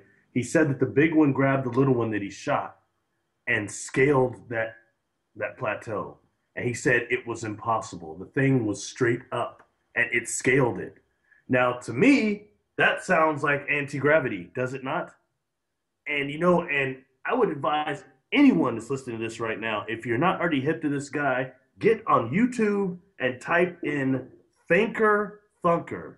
Thinker Thunker, Thunker. Check out every one of the analysis he does on the Bigfoots. They're incredible. He just put one up a couple of weeks ago that came from, about a week ago, from Yellowstone National Park, about these buffalo that are walking out there and these things are stalking them. I mean, they're walking. One of the Bigfoot has got a limp, and he's even putting the size of it. One of them is about 9 feet. The other is about 7. I mean, he does a lot of this, and these are like that geyser. That's watching what they call Old Faithful, the one that explodes every so many minutes or whatever. And so it'll take pictures of things around and then get the geyser again. I'm sorry, I certainly wouldn't put on a monkey suit and go out around a hot geyser, run around in the snow out there near like 4 or 5 huge buffalo. Those things are dangerous. They got did pretty bad, but the buffaloes are dangerous. I wouldn't risk that. You know what I mean? Or the other one, he does the giant the Bigfoot of Sequoias. That one, the big one. And I'd seen that before for years. And I thought it was a fake. It had to have been a suit, right? When he does an analysis of the muscles you can see moving, and at one point, this person in a monkey suit goes over and hurdles something that is neck high. I never had a monkey suit on, but I'm telling you, I could have done that if I was naked. So little things like that. But I think a lot of this evidence is coming forward. He had mentioned something. He starts doing body ratios comparisons. Those don't lie, okay? And number 2, he's picked something up. A lot of times there's children seen with these Bigfoot. And what happens with us as people a lot, our children get into trouble. If you're not watching them real close, they go do something they're not supposed to be doing. You got to go get them. They jump out in the middle of the street, whatever. You know what I mean? But I think that's kind of what's causing some of these beings to get caught on footage now. Thinker Thunker also did one about the albino blonde Sasquatch. That's a good one to watch. The one where the guy comes, he said his place was getting trashed all the time. He comes out there and the thing is kind of around the corner. And it looked just like the way if someone startles you, you're trying to hide and you get caught. You go, oh, like that kind of look on the face. And when he does a deal with the face, that would be the most expensive mask ever. The Patterson film. I watched that on In Search of in 1978. I thought it was real then. I mean, come on.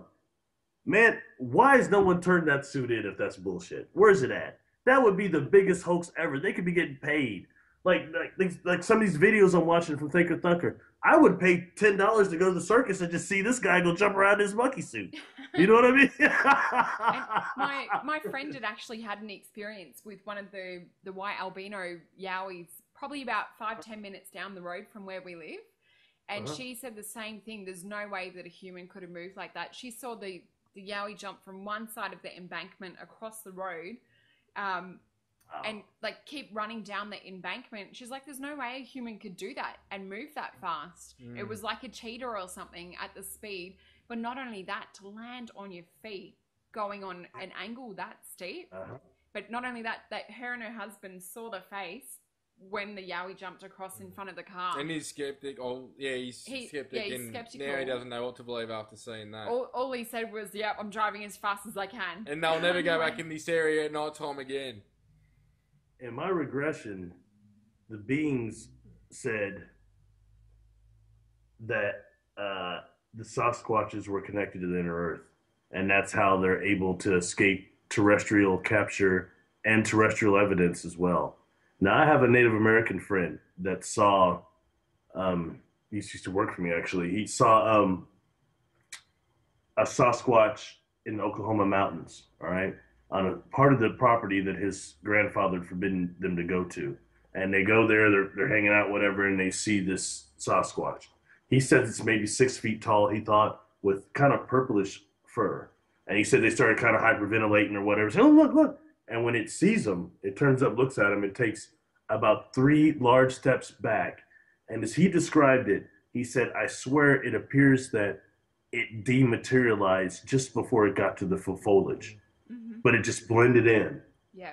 Same thing. A lot of people say they try to shoot one and a flash of light and it's gone before. That's saying that there's just so many different types. You've got the orang pindac out of Brazil that's smaller, walks with his arms up sometimes. You've got the Yeren.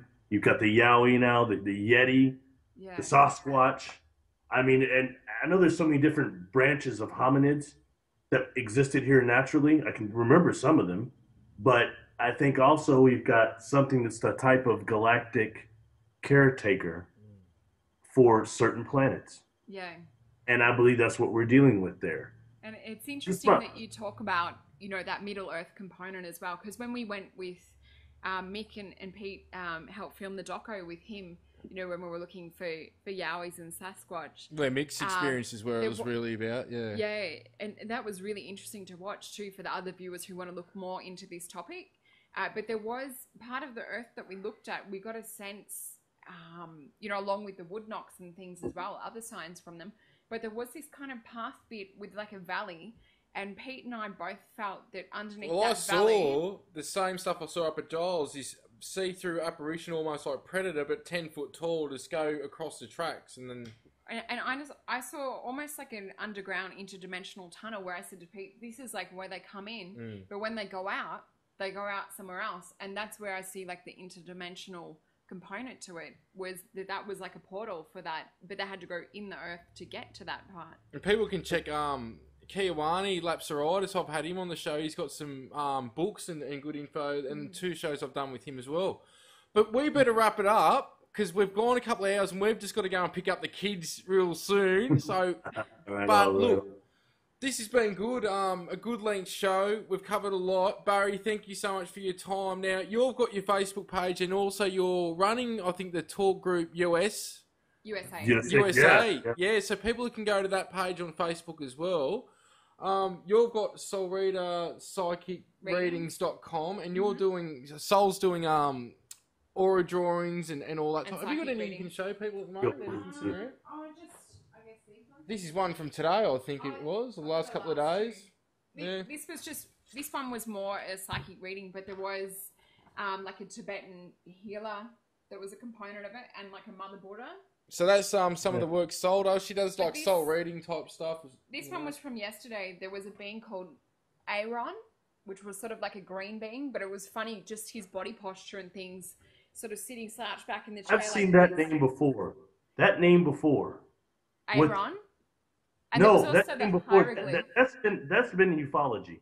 That name and Aaron.